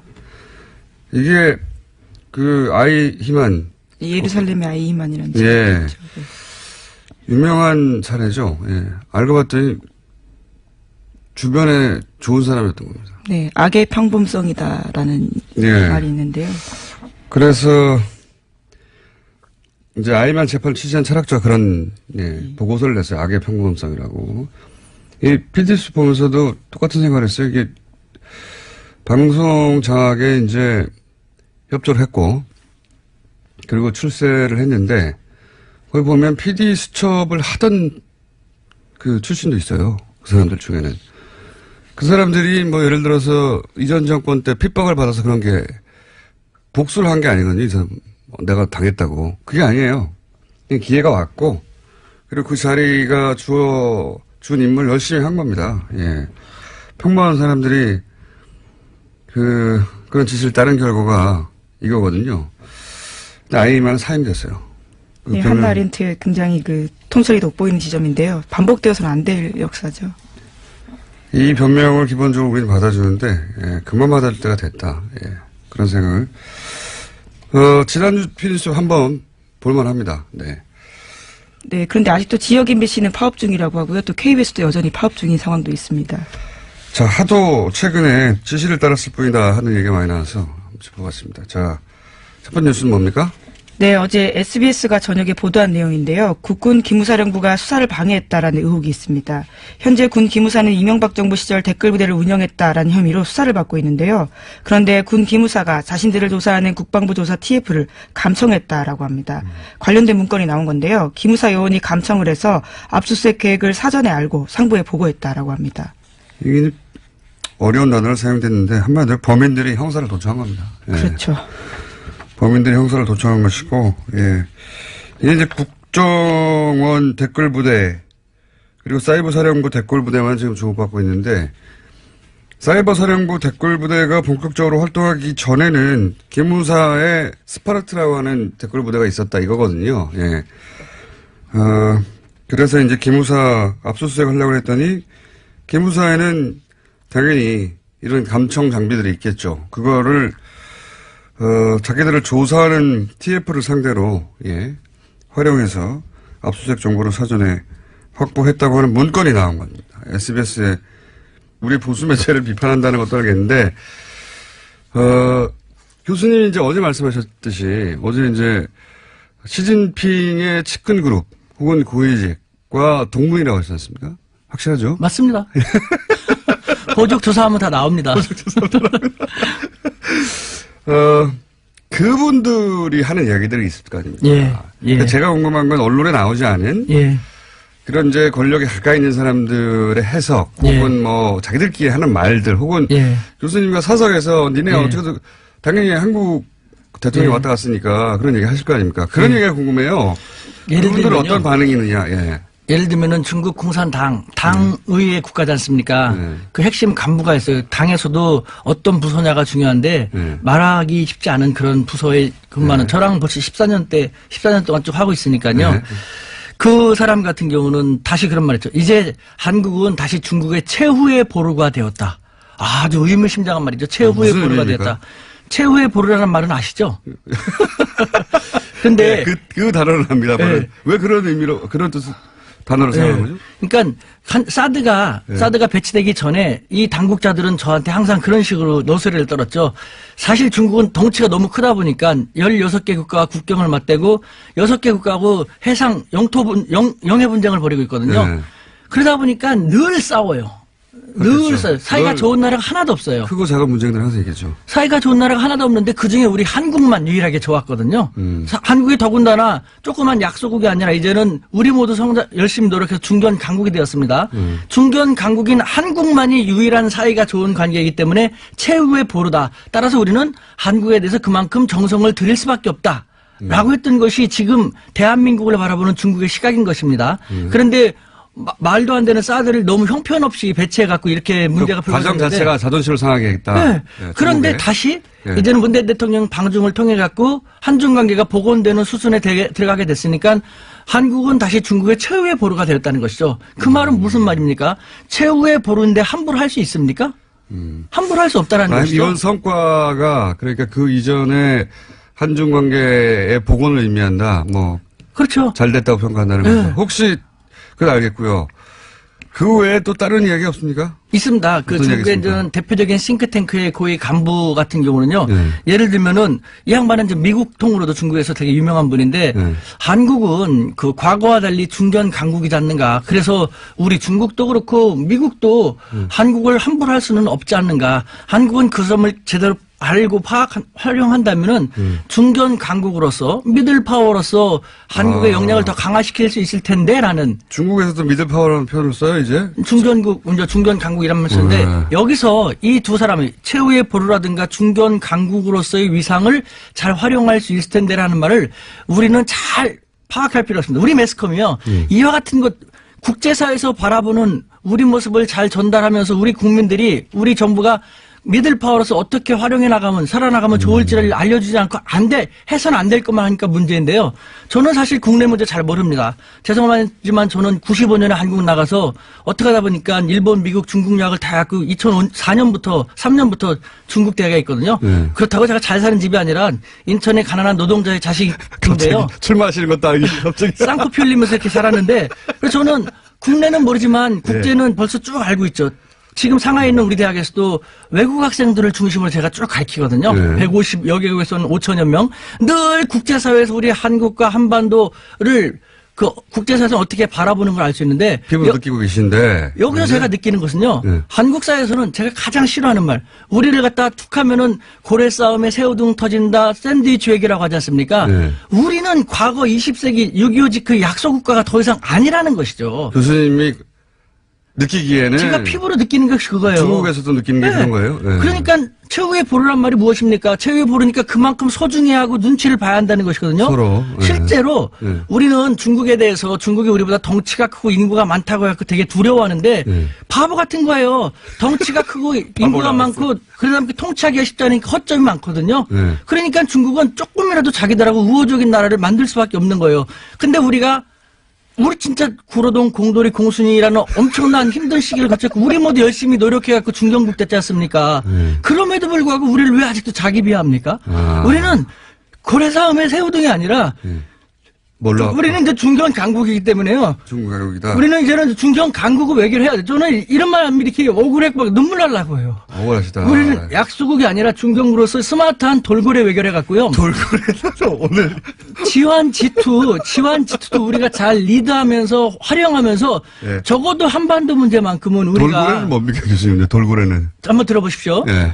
얼마나 오랫동안 고민했으면 이런 말 했겠습니까? 네. 우리는 지환 미국이나 G2 중국과 같은 덩치는 안 됩니다만 네. 우리는 이제 그런 나라들도 우리를 함부로 할 수 없는 나라로 성장했거든요. 네. 그렇다면은 돌고래는 덩치가 작아서 고래보다는 힘이 약하지만 민첩하고 스마트하기 때문에 고래한테 잡아먹히진 않죠. 고래하고의 공생을 유도하지 않습니까? 우리가 바로 그런 돌고래 같은 역할을 할 수 있다는 것이에요. 외교도 새로운 시도를 해야 되는데 20세기 약소국 외교의 대미 외교 위주 1국 외교만 하다 보니까 이제 있지 않느냐. 아주 크게 처벌해야 된다는 겁니다. 예. 이렇게 한번 기준을 마련해야 되거든요. 이번에. 자, 다음 순요. 네, 이명박 박근혜 정권에 걸쳐 6년 넘게 국가보훈처장 맡았던 박승춘 전 처장도 검찰 수사 받게 됐습니다. 불법적으로 정치에 개입하고 친정부 간변단체들의 비리를 눈감아줬다라는 사실이요. 보훈처 감사에서 확인됐습니다. 마찬가지라고 봅니다. 자, 다음 순요. 네, 어제 뉴스타파 보도 전해드린 바가 있는데요. 다시 연장해서 말씀을 좀 드리면요. 어제 구속 집행정지로 나왔다라는 사실에 대해서 관련된 근거들을 좀 말씀드리겠습니다. 뉴스타파 보도에 따르면 구치소장의 구속 집행정지 건의는 매우 이례적이다라는 거고요. 또 호흡곤란의 원인이 과식과 수면제다라고 보도하고 있습니다. 과식과 수면제. 네, 그리고 서울대병원 신경정신과 의사가 김 회장은 알츠하이머성 치매다라는 주장을 해서 풀려나오게 됐다라는 식의 보도를 하고 있습니다. 자, 요사는요, 제가 알고 있는 것도 몇 가지 있어서, 예, 오늘 자세히 다루려고 했는데, 기왕 뉴스타파가 보도를 했으니, 예, 뉴스타파 기자분을 저희가 섭외해서 직접 취재 내용을 자세히 들어봐서 한 꼭지로 따로 다뤄볼까 합니다. 예, 뭐 하나의 반론도 있습니다. 그래서 좀 잠깐만 말씀드리면요. 알츠하이머형 치매 가능성을 배제할 수 없음이라는 것은 의료계의 흔한 표현이다라고 주장을 하고 있고요. 또 구속 집행정지 같은 경우에는 당사자에겐 신청권이 없다. 그렇기 때문에 법원이 판단할 사안이다라고 주장하고 있습니다. 네, 포함해서 저희가 따로 한 꼭지로 자세히. 그냥 제가 몇 마디 하고 말라고 그랬는데, 어제 다룬다고 했더니 또 하나에서 해명 자료가 와서, 그렇다면 아주 자세히 다뤄야겠다. 자, 다음에 다루기로 하고요. 자, 다음 순요. 네, 국민의당 안철수 바른정당 유승민 대표가 최근에 비공개로 만나서 통합에 대해서 구체적인 논의를 했다라고 오늘 아침 조선일보가 보도했습니다. 안 대표는 통합 반대파 반발을 감안해서 통합 선언 후에는 이선 후퇴하는 방안도 검토하고 있다라는 건데요. 한 관계자의 멘트에 따르면 안 대표와 유 대표는 모두 다른 선택지가 없기 때문에 통합에 대한 생각이 아주 강하고 이르면 이번 주에 통합 선언이 있을 거다라는 이야기가 있습니다. 이런 건 이제 사건 중심으로 워낙 계속해서 여러 가지 사건은 누가 무슨 말을 했다 보도되기 때문에 사건 중심으로 봐서는 이제 전체 그림이 안 보이고, 왜 이러는 걸까 전체 그림의 관점에서 보자면, 그러니까 안철수 대표 중심이나 또는 유승민 대표 중심으로 봐서는 안 되는 상황이라고 보는 게, 이건 보수 재편, 정권을 다시 가져오기 위한 보수 재편이라는 큰 그림 하에서 봐야지 제가 보기에는 이해가 되는 사안이고, 안철수 대표는 이제 그 보수 재편이라고 하는 큰 구도의 퍼즐 조각 중 하나인 거죠. 예. 유승민, 안철수 양 대표 모두 그 보수 재편의 이후에 자신이 주인공이 될 수 있다라고 하는 가능성 때문에 각자 적극적인 거죠. 예. 지금 당장 뭐 몇 석이 이쪽으로 간다. 또는 단순한 산수로도 지금 있는 그대로 유지되지 않을 거라는 건 양쪽 모두 알거든요. 근데 그래도 상관없는 거죠. 그 숫자 노름이 아니라 보수 재편이라고 하는 큰 그림을 봐야 되는 것이고 이 지점에서 안철수 대표는 사실은 진보 진영에서 자신의 기반이 너무 취약하다 하고 보수를 선택한 것으로 사실 복잡할 거 없는 계산이에요. 예, 국민의당은 오늘 오후 2시에 의원총회 열고 다시 한번 통합 논의를 한다고 합니다. 보수 재편이라는 큰 그림을 얘기하니까 다시 또 생각나는 게 연결해서 어제 이제 그 중국의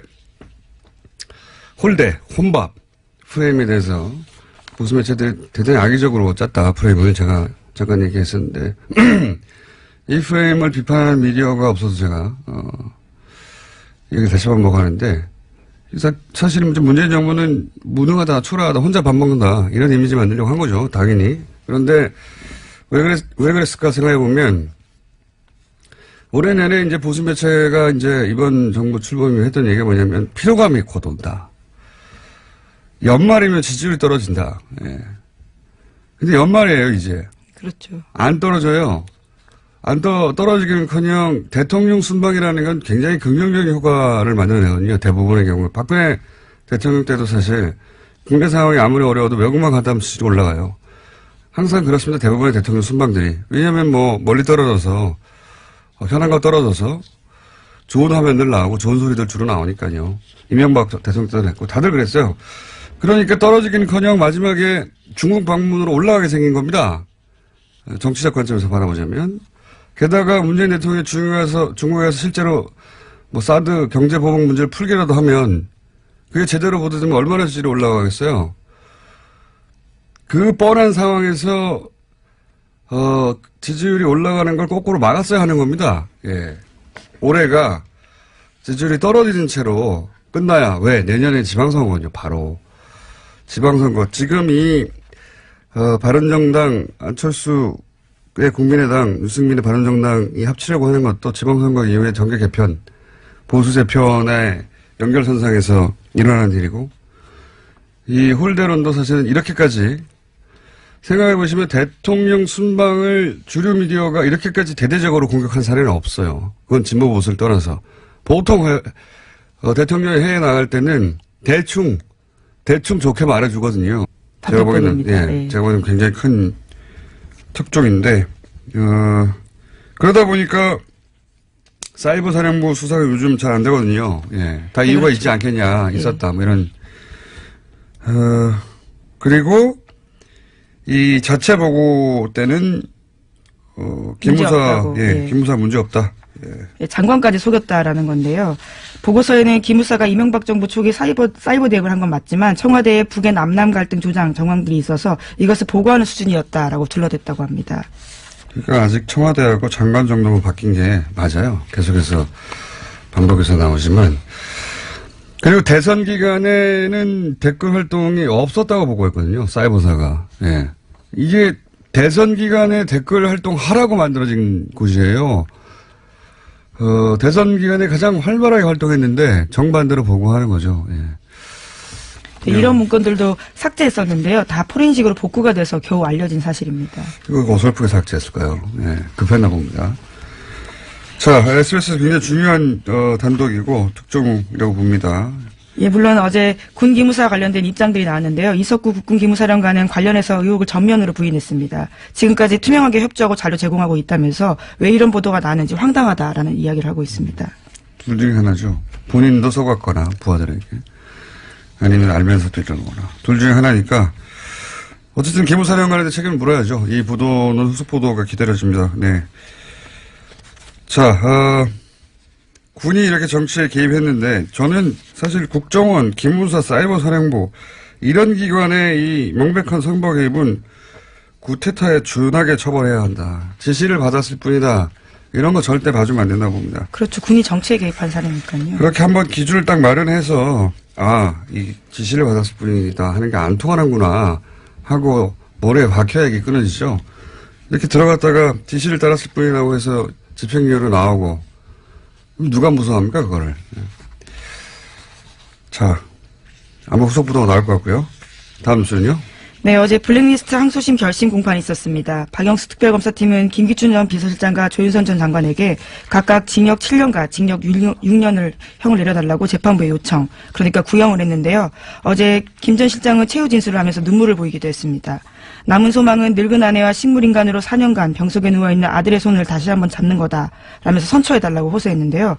그러면서도 자신이 했던 행동에 대해서는 틀린 게 아니다라고 이야기했습니다. 종북 세력으로부터 나라를 지켰다. 그게 자신의 사명이었다. 뭐 이런 취지의 최후 진술을 했죠. 예, 그렇죠. 한치의 의심도 없고 애국심을 갖고 성실하게 직무 수행했다라고 주장하고 있습니다. 아직도요. 종북 세력으로부터 나라를 지키는 게 본인의 사명이었고, 다만 이게 빠졌죠.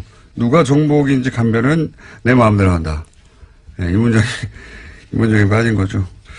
그리고 사실 자연인 아버지로서 이제 아들 얘기를 하면 안타까운 일이긴 한데, 거슬러 올라가서 김기춘 비서실장이 과거 정보기관과 함께 혹은 본인이 정보기관에 있을 시절 그렇죠. 시작됐던 가짜 이 간첩 사건, 조작했던 사건들, 그 사건으로 뭐 몇십 년 감옥에 간 인간도 망가지고 인생도 망가진 사람들이 얼마나 많았어요. 그리고 그 일로 고통받았던 가족들, 그 사람들이 울부짖을 때 눈길 한번 줬나요? 예.